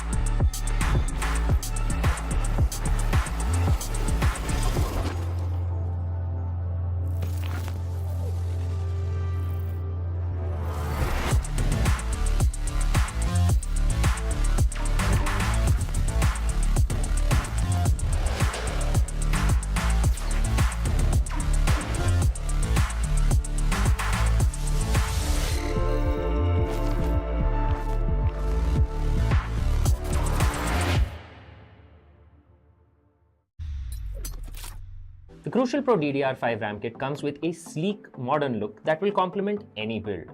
But aesthetics aside, it's the performance that really matters. So let's dive into it.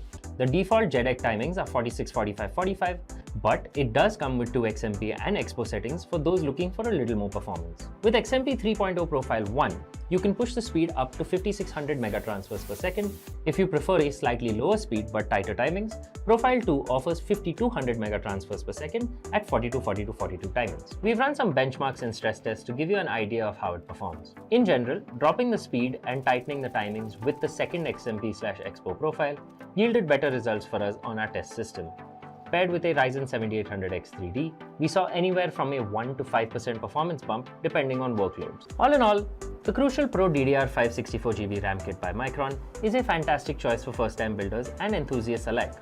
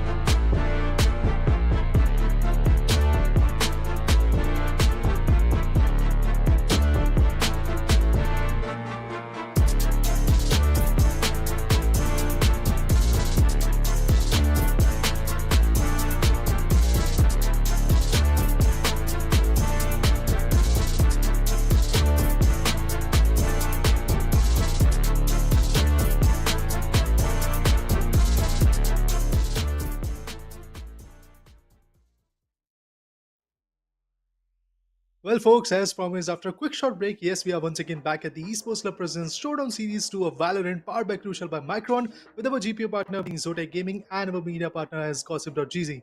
I am Leader, with me, to have Azora on the desk, and we have already seen two interesting BO1s today, both of them turning in a similar fashion 13-5, 13-5. We have two teams advancing to the playoffs. Let's see what is going to happen next. What are your expectations for this last game today, Azora? Well, nearest BUSTAND versus Vision Esports, no expectations. I know things can go south any point of time, so I'm just waiting. I'll just relax, sit back, and just enjoy the game and cast the game. That's pretty much it. That's the best thing one can have, man. Sitting back, relaxing, trying to check what is happening in the game. And we as casters are blessed to have that particular job right here, because we can see a lot of impressive evolution from season 1 to season 2. We have seen a lot of interesting individuals coming out. Yes, I have to say about individuals, yes, because of the leaderboard is also going on, the level up leaderboard. Along Yes, with that, sir. even when following up from open qualifiers to playoffs, and then for the 20th of July, we get to see the grand finals as well. Reaching out to that particular stage, the journey is quite long indeed, and along with that, Right. it's quite filled of hardships as well. We have seen a lot of players failing. We have seen a lot of individual performances that were good, but then again, the output as a team was not that adequate. I'm counting on ZVM at this point, because ZVM as an individual, he performed. What about his team? The team effort was not there. On hindsight, when it comes to the team effort, it was there in the second game, but eventually the whole team was faltering down all in all. True that. I mean, such kind of situations, whenever it arises, right, Raider, all you have to do Yeah, is take a time out, chill, try and yeah, connect with each other, understand what's going wrong. Because in the game of Valorant, you are prone to making mistakes. You're prone to overcommitting. You're prone to getting more information. In the midst of this, you try and like you die because of that. So it's like a man count disadvantage which you're giving right off the bat, and the team is not gonna sit back. The opponents are not gonna sit back. They're gonna capitalize on that.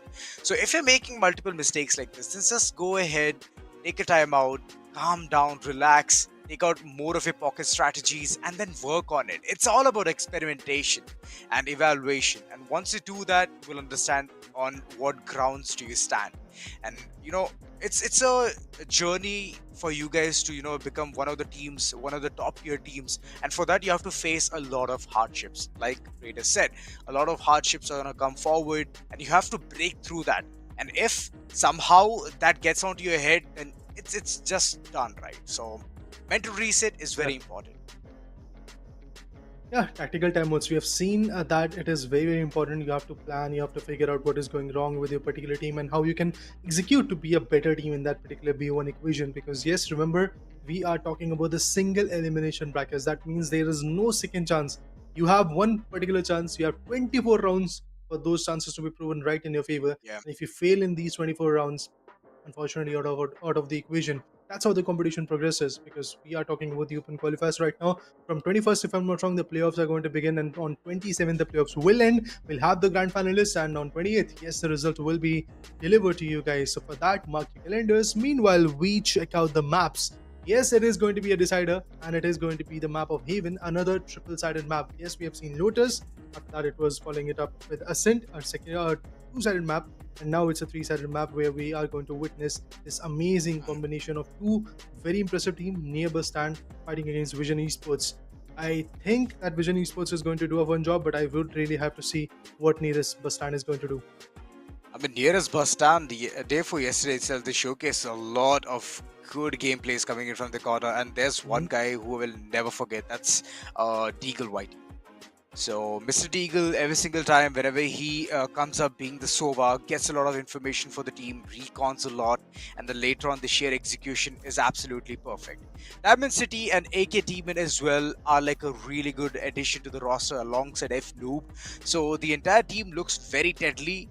On the other corner, Void has done a lot of heavy lifting for the team alongside Majib as well. Majib, man, there's this guy being an initiator every single time, brings in that additional opportunity for the duelist to go ahead and capitalize onto the flash, capitalize onto that fall point, and it's just those kind of opportunities which the team tries to create.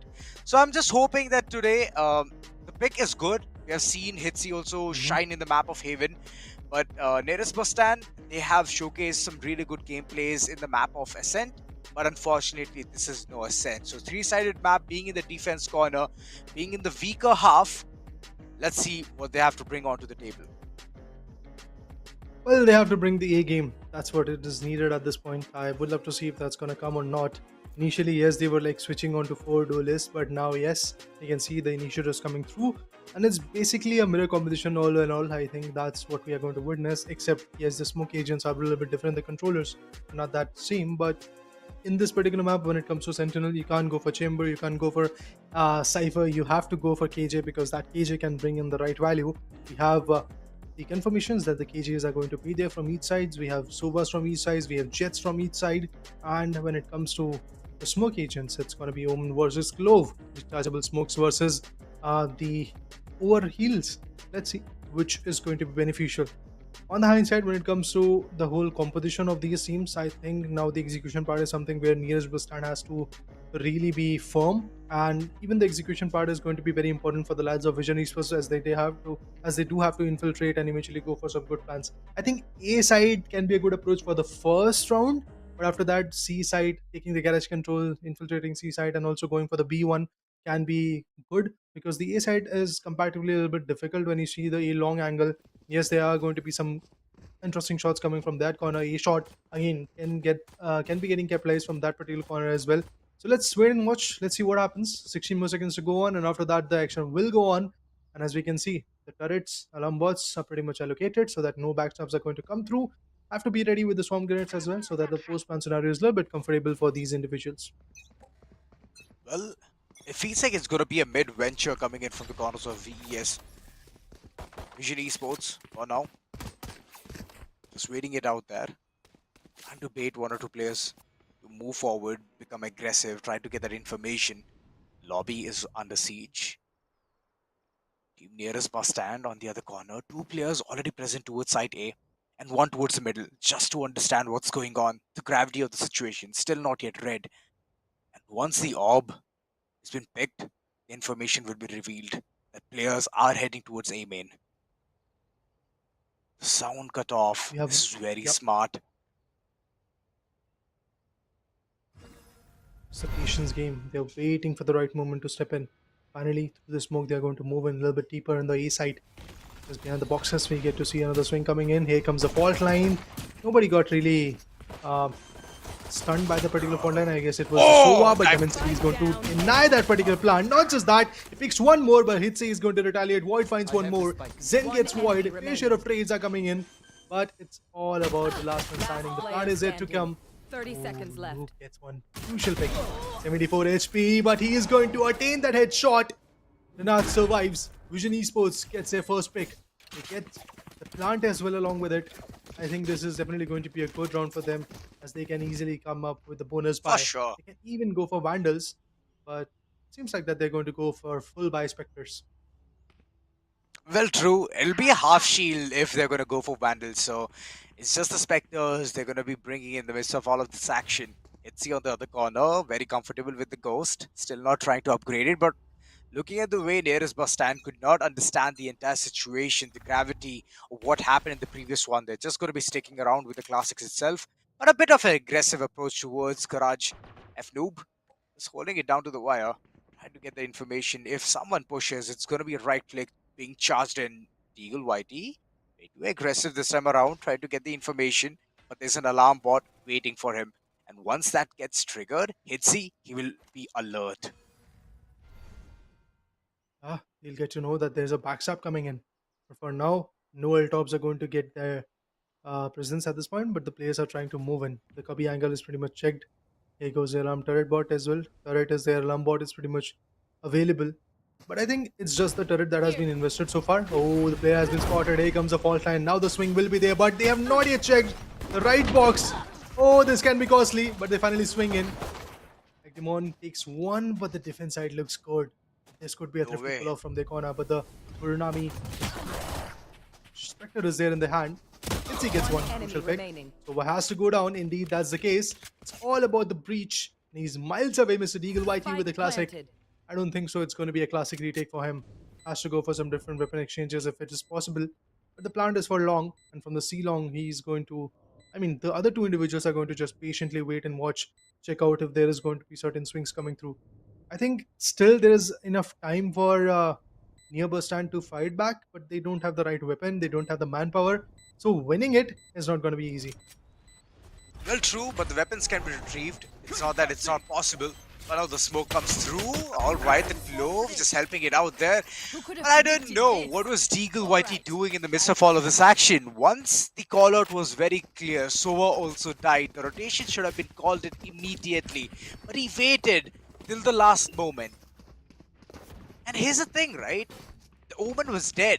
The Omen doesn't even have from the shadows as well. So it takes time for the ultimate to even build up because it takes 7 points.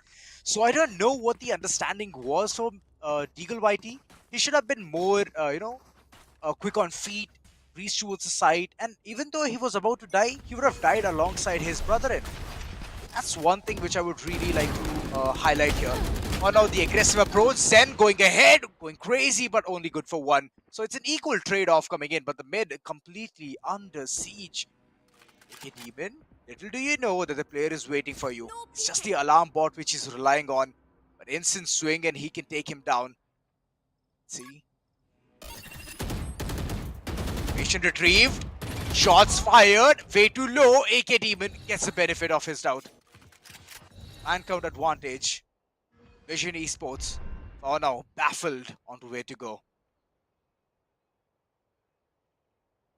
It seems like that approaching for the A side is the only viable option that they have got. Well, on bot, yes, it is available. Check out the backstabs. High probability that a backstab is going to come. But smoking off the Haven was a good strategy from their corner. Here comes the aftershock, denying the short region as well. But the information is revealed. They know where the players are. They can jump, they can swing, they can go for the fault line. Indeed, that's the case. Aftershock comes through. And the damage out, not at all. No, that's not going to be easy. Mr. Deagle White, he fights back, but Renats, he is going to replicate. Well, it's all about Raze at this point. He's the lone wolf hunting for survival, but won't go far as F Noob is going to move in and shut him down. The first opening for team near BUSTAND. But again, I have to say this, massive economical disadvantage is going to be there for them because 4 individuals have to now reinvest. On the hindsight, VES, that means Vision Esports, they were playing on the bonus buy of the previous round, the second round to be precise.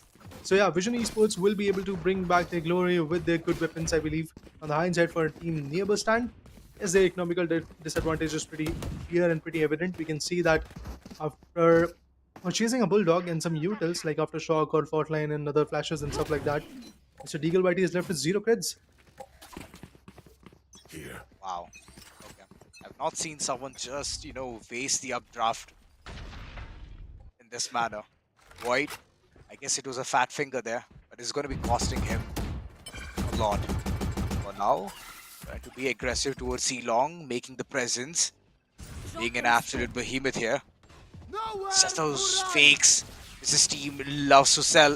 AK teammate knows very well what will happen here. There's a turret to save him as well. Every single time, whenever he's planning on to doing something dirty or cheeky, he has some kind of a support. This is one thing which I really love about BUSTAND. Information revealed. He's running away for his life. The turret is also going to be taking some kind of a damage, hitting onto Hitsi.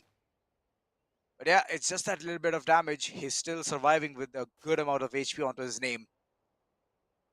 Again, A side, Zen being aggressive. He will get a lot of information as well as Mix getting second. The third could have been done as well. Good flash and instant smoke. This is being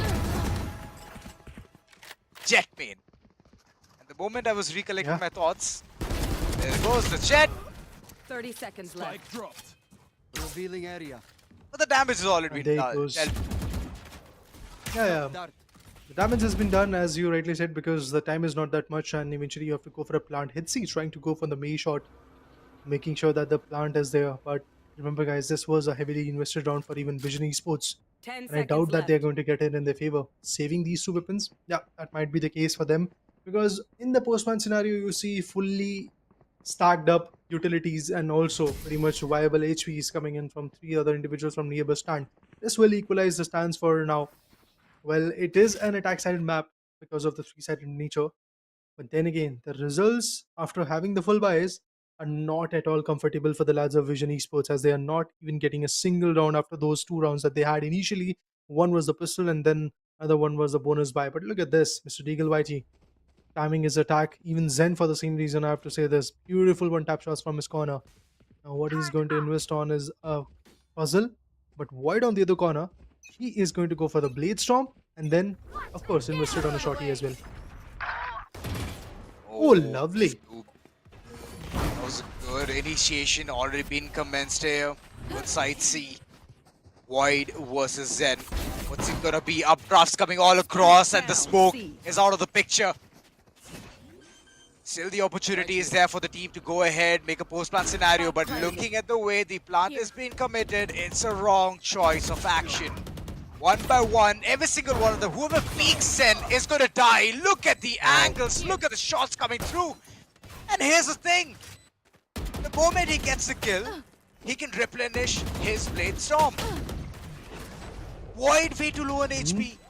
And Zen is just pushing forward, being aggressive, getting the 4th on board. This can be an ace. Very much not possible. Void finally shuts it down with the defuse. It has been stuck by team nearest BUSTAND, just showcasing one thing, the individual gameplay. The only wall that was standing tall was Zen. If he would have been faltering down, I think there was a big possibility that Team Nearby Stand could have lost this particular round, but what a comeback from their corner. I mean, Zen with a 4K, he gets answered by a Void with a 3K of his own. That was also quite interesting to watch, but then again, economical disadvantage. Can't really talk about it enough because from the other corner, you get to see one Phantom with a full buy and four Vandals with a full buy, I mean. So it's definitely difficult right now. Get some openings to get some good picks. There you go. Take a Demon answers back with the Phantom. Oh no, no, no. Raze, what a crucial shot that was. Shutting down the Phantom that they had. Another beautiful shot, Renats! In a similar fashion. Absolutely on point picks are coming through, but will they be able to get more? That's a big question at this point. Yes, the Sheriff shots were getting attained on Zen. Not enough to completely Oh, take him Diamond down. City! Diamond City What a swing. swings, and Diamond City gets 2K. After that, F-Noob swings from the garage door, takes down the last guy. And yes, indeed, it's a 4-2 scoreline. The attackers are failing, defenders are winning. Things are going haywire for Team Vision Esports. Well, the swings are coming through, and that's one thing which works out for the team nearest BUSTAND. Even though the initiation was that bit shaky, Zen managed the control, and after that, Diamond City, what a way to ponder more kills. The swing was absolutely perfect, and Vision, they have lost the idea onto how to get more rounds for themselves. So that's the reason you can see a timeout being active at this point of time, just to understand what needs to be done, recollect their thoughts, and then go ahead for some heavy, intense action. Because they're in the attack corner, right? That's the beginning for themselves. So, hoping to convert this for their own favor, that's one thing which they will look forward to. And looking at the way nearest bus stand has already created that space, the advantage of 2 round buffer, it just feels like, Vision cannot cope up with what's going on. Yeah, their attack is just failing. But this time they have the full buy. Tactical timeout has been utilized. They have planned with Zen with an operator. I think this will be a menace, all in all.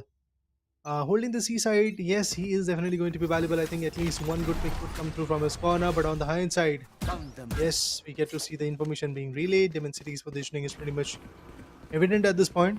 Still, Zen is going to hold off the seaside because maybe there's a fake out coming in. But as we can see, it's an all-in aggressive stance coming in from the lads of Team Vision Esports. They are trying to push in.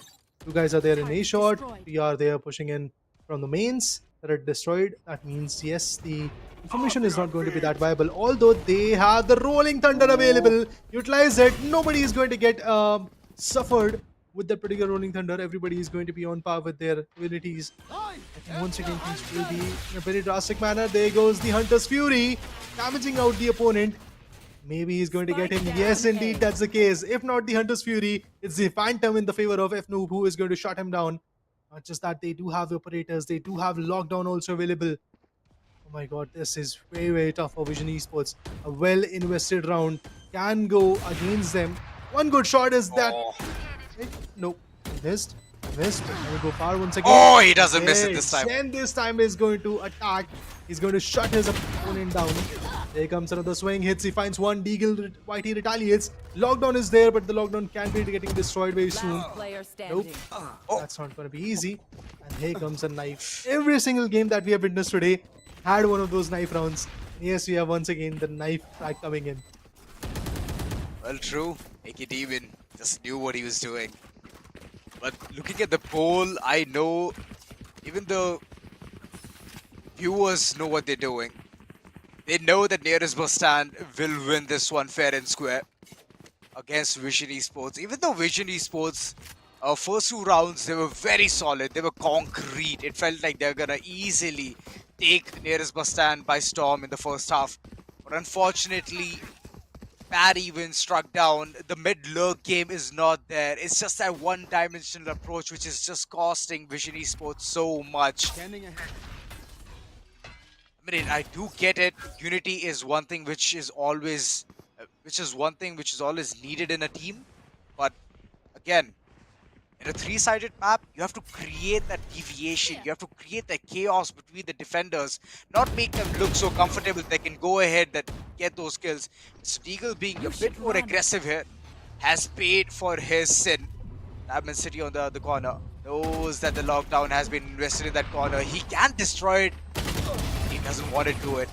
He wants to play it slow, take people down one by one. Hitsy on the other corner, capitalizing this, getting the control towards the side, and a post-plan scenario being initiated as well. Well, the post-plan is not going to be that difficult to deal with, as it's a 3v3 equation, but then again, if you see the corners being withheld, that's amazing. But Zen, what a beautiful counter that was. But Raze, he turned the game around. Hitsy with the 3k as well. So it was basically a 2v5 if you say that. Because two individuals were picked by Raze and the other three by Hitsy. Interesting.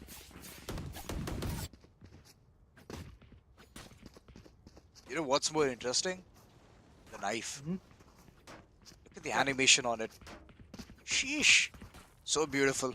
I think you're going to gift me, right? For sure, man. For sure, There's Raider. nothing funny about it, man. I know it's not funny. It's just that you know what's more funny? Like the fact that I laughed is because I don't myself have a knife, and I thought you're gonna gift it.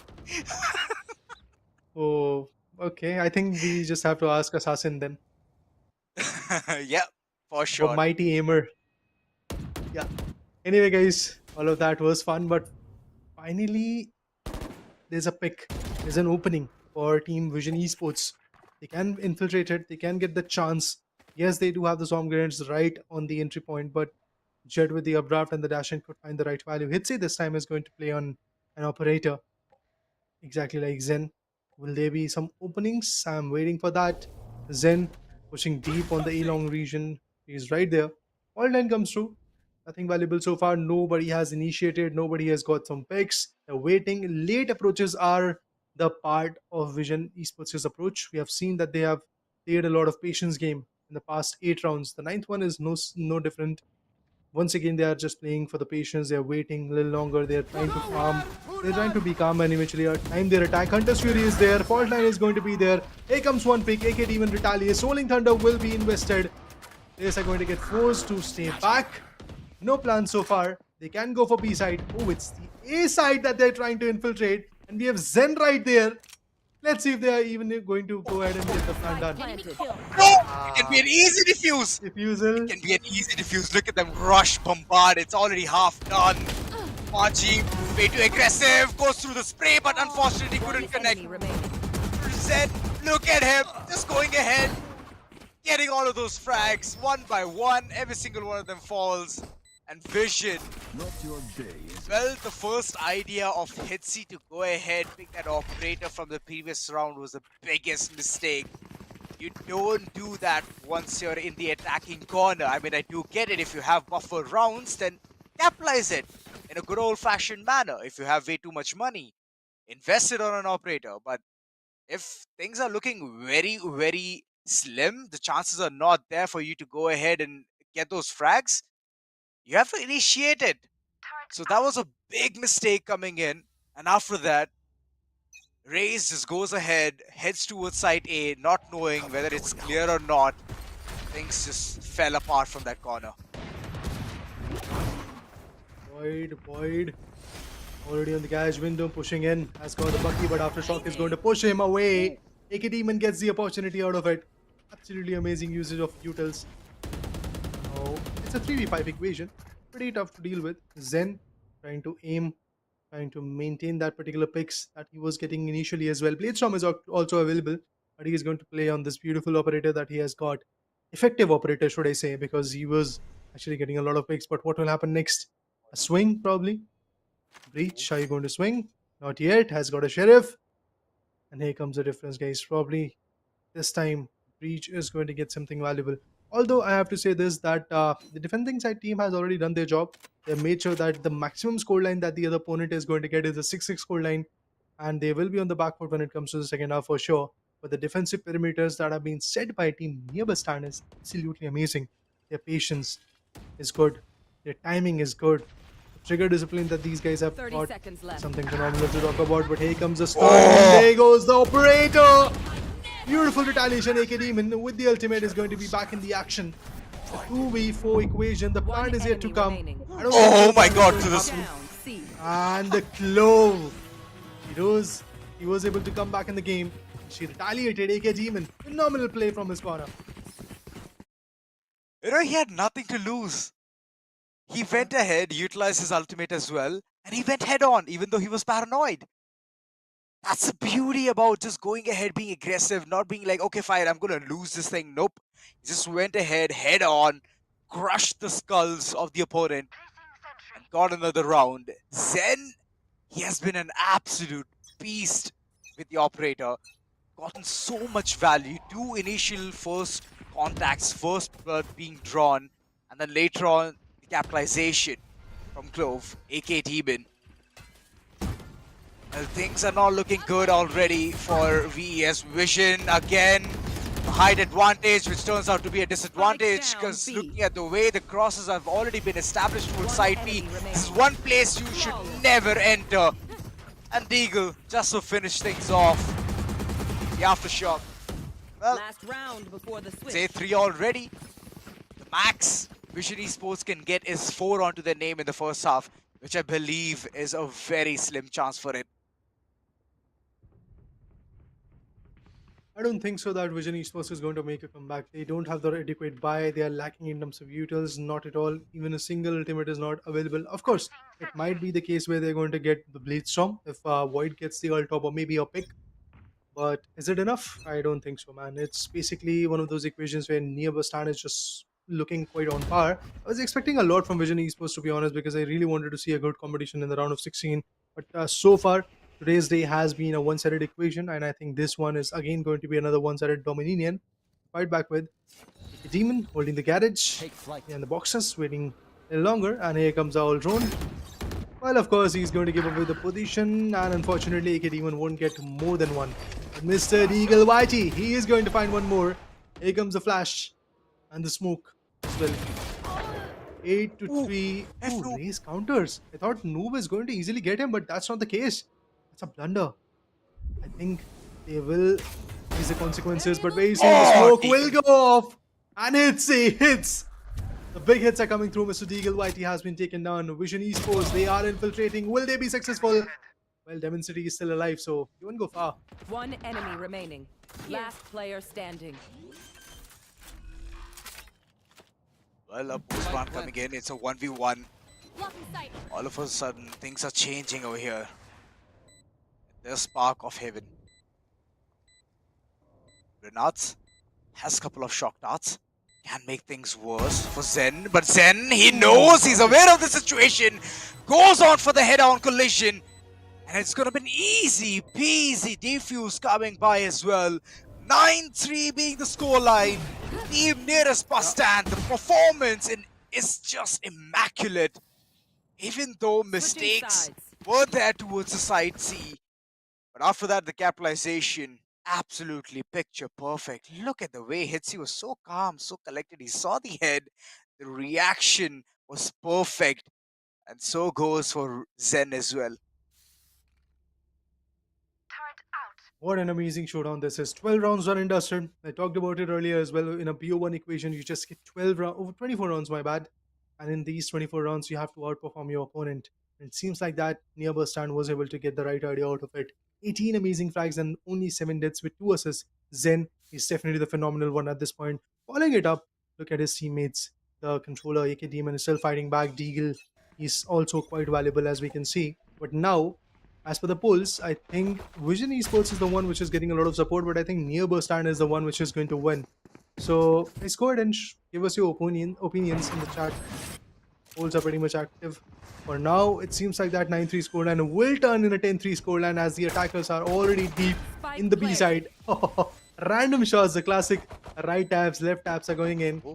That is just giving away your position in the garage. Oh, AK Demon was about to go down, but he fights back. Oh my god, 3 people spraying at him. Nowhere to run, nowhere to hide. AK Demon going ahead, just pondering upon all of those kills. Mijabi is the last man standing, still trying to do his absolute best. Good flash, gets 2, but the third one will be a tough task. A fault line is already there. Knowing the information, knowing the availability of where the clear is, and he secures this one. 3 frags onto his name, and he has the time to defuse as well. So, Stay out of my way. so where were we? Pistol round given away? Nah, it has been snatched away once again. That's amazing. That's amazing. Brilliant comeback from that breach. Was not really expecting that kind of play, but with some beautiful classic plays, he was able to bring the game back in his favor. Absolutely on point with the flash, and then finally with the fault line, made sure that he was able to corner his opponent. 9-4 is the valuable scoreline that we are looking at. Still, I feel 13-5, maximum 13-6 is what we are going to see. A nearby stand is Ooh. definitely going to win. Coming back in the game, Vision, I don't know if it is possible for them. The thrifty round, if that comes in, it will break the complete momentum of Vision Esports that they have built so far. And Sheriffs are the only viable option that they have. But look at this barrage of utilities, Swarm Grenades, Alarm Bot, everything activated right over there, pretty much placed on the B entrance, side entrance.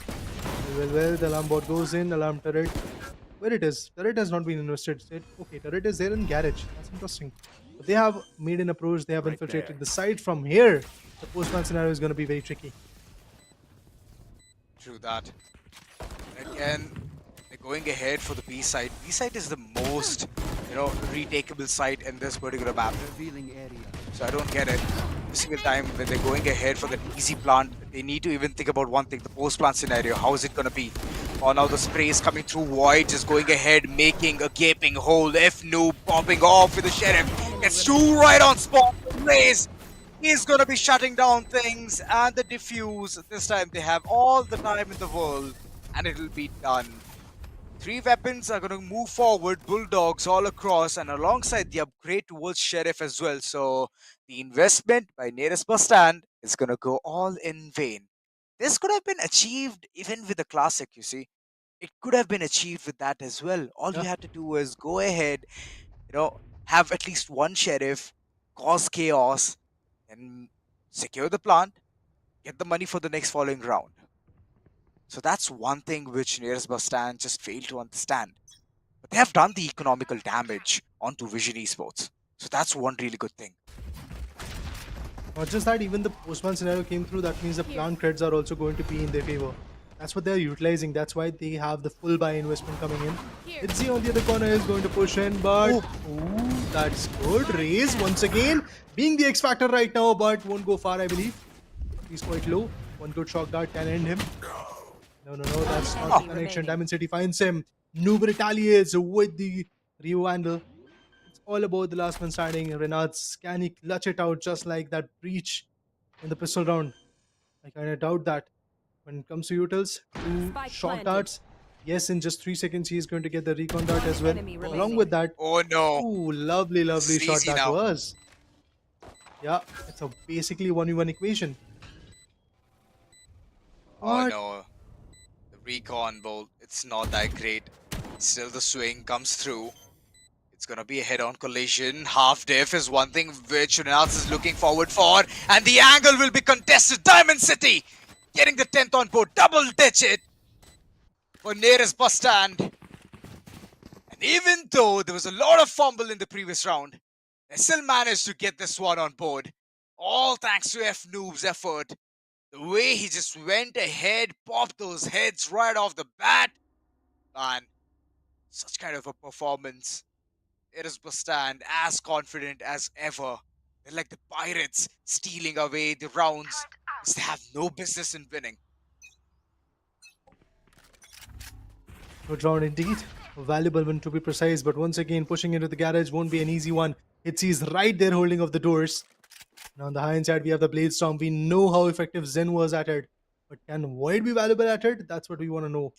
At this point, he's just playing the patience game. Slower approaches have been the part and parcel of this particular map. From both the sides, we have seen Vision Esports going for slower approaches for patience game. Exactly similar approaches have been there from near Bustan as well. This shorty can really hurt. Here comes a flash. He flashes his own teammate, but still the value comes through. Zen nullifies Void. Renats had to push back. Was not really keen on getting flashed himself. But from a shot, you get to see the KJ and Clove swinging in. If Noob with full shields can be quite effective, and eventually one more frag is needed for the lockdown to come through. Let's see if the lockdown is going to be utilized in this particular round because it's a 4v5 equation. Economical disadvantage is not that much, but Oh, here comes a timing. crucial pick. Zen gets a 2K. Renats has been shot down with a lovely headshot, but the recon, Phantom in the hand, can be Spike a menace. one enemy remaining. Here. Nowhere to run, nowhere to hide. Chabi, the last man standing, he's trying his level best, trying to hit those headshots, but Eagle Whitey is going to be shutting his clone down. Time to take these arms for a spin. It was a very short-lived round for the previous one, but the way Renats was just caught with his pants down, having the recon bolt in his hand, trying to get the information onto what's going on, he should have done it a bit more quicker. That would have been perfect.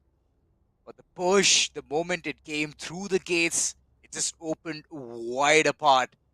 And after that, bodies kept falling. The body system is not at all there. Tactical timeout, this can be valuable. Let's see if the planning True. plotting is going to be efficient enough. Because Vision Esports, we have seen them taking this tactical timeout in their attacking half as well. Now they are in the defensive half.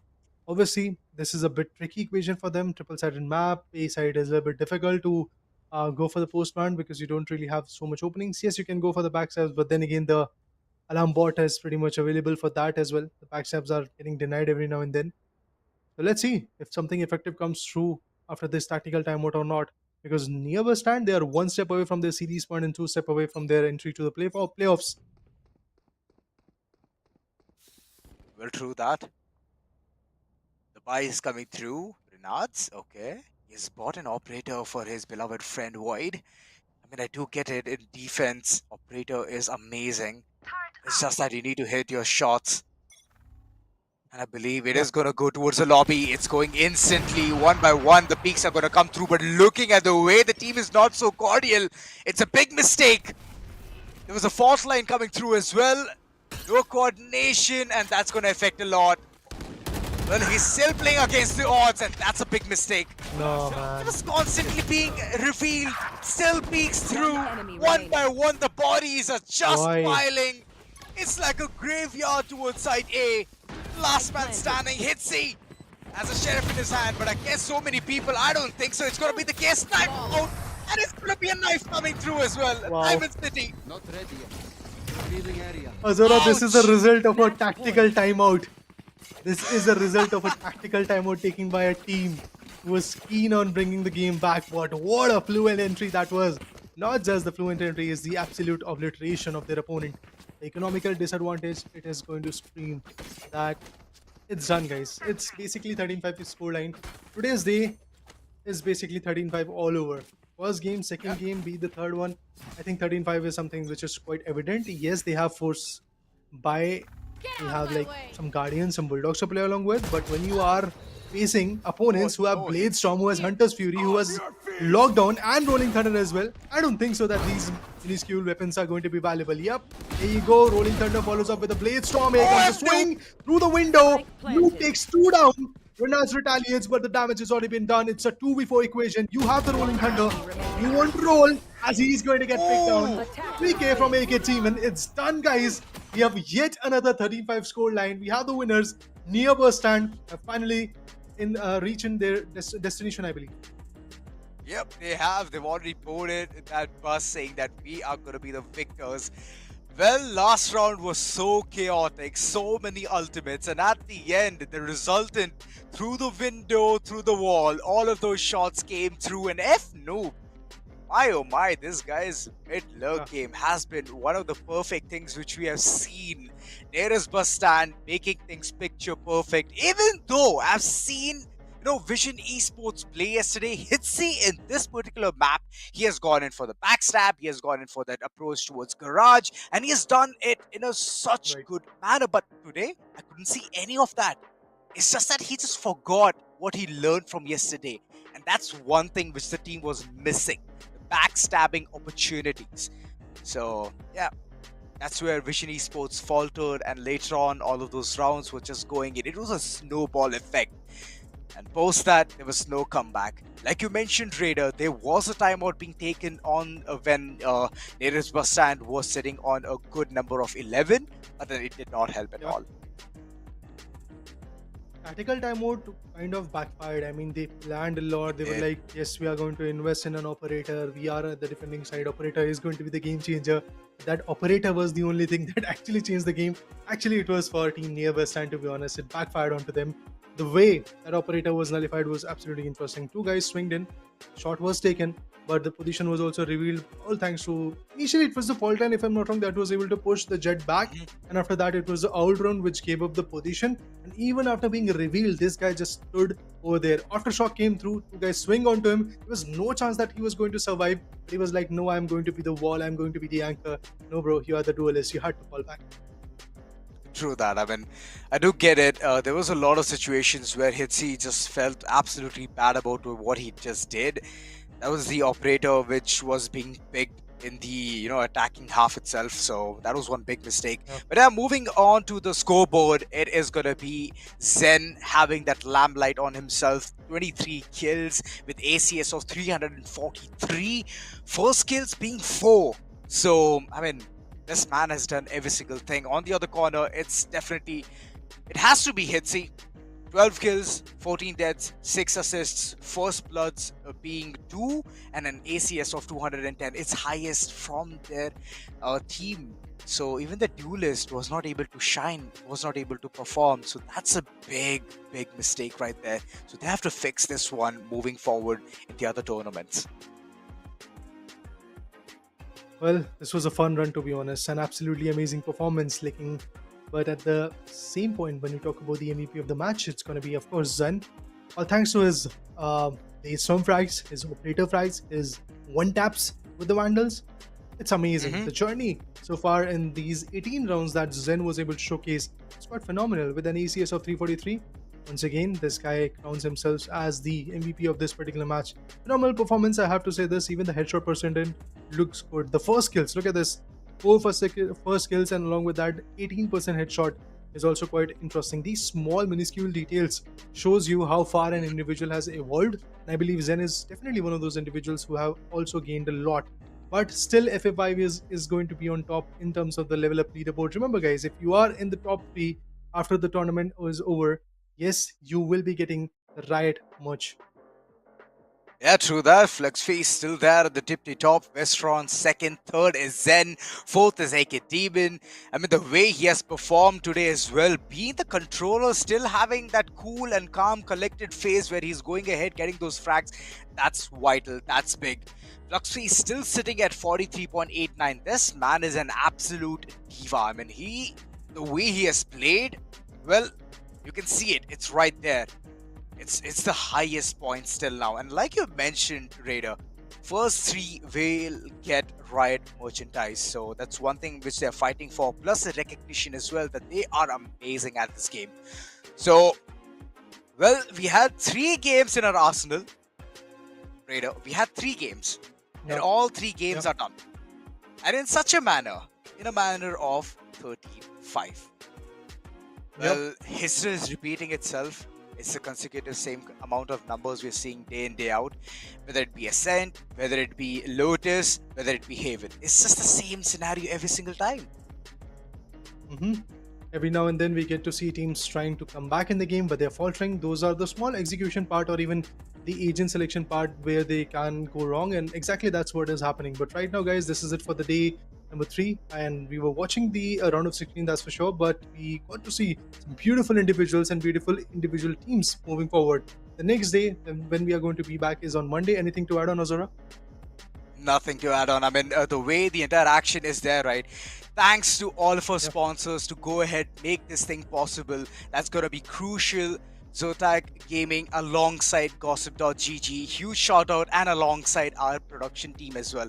Thanks to you all, we get all of this action seamless and we can go ahead and commentate. So for now, this is pretty much it.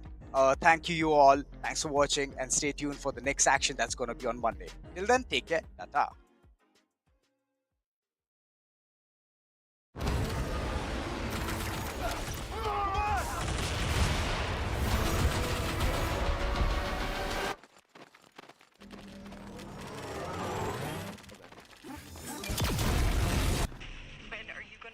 Your system.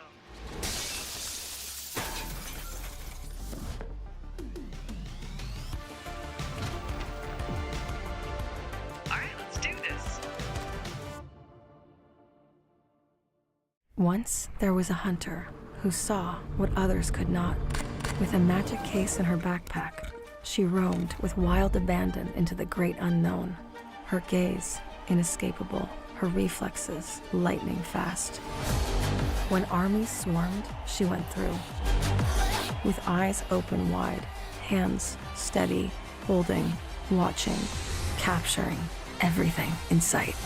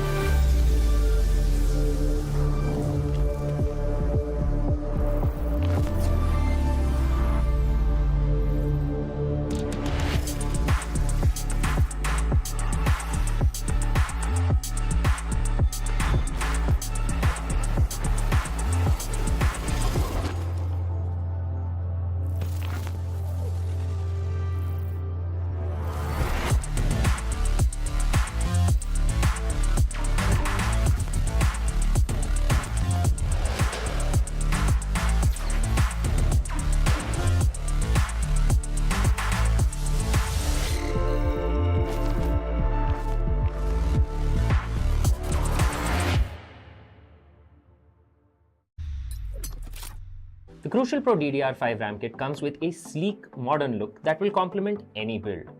But aesthetics aside, it's the performance that really matters. So let's dive into it. The default JEDEC timings are 46, 45, 45, but it does come with 2 XMP and Expo settings for those looking for a little more performance. With XMP 3.0 Profile 1, you can push the speed up to 5600 megatransfers per second. If you prefer a slightly lower speed but tighter timings, Profile 2 offers 5200 megatransfers per second at 42, 42, 42 timings. We've run some benchmarks and stress tests to give you an idea of how it performs. In general, dropping the speed and tightening the timings with the second XMP/Expo profile yielded better results for us on our test system. Paired with a Ryzen 7800X 3D, we saw anywhere from a 1 to 5% performance bump depending on workloads. All in all, the Crucial Pro DDR5 64GB RAM kit by Micron is a fantastic choice for first-time builders and enthusiasts alike.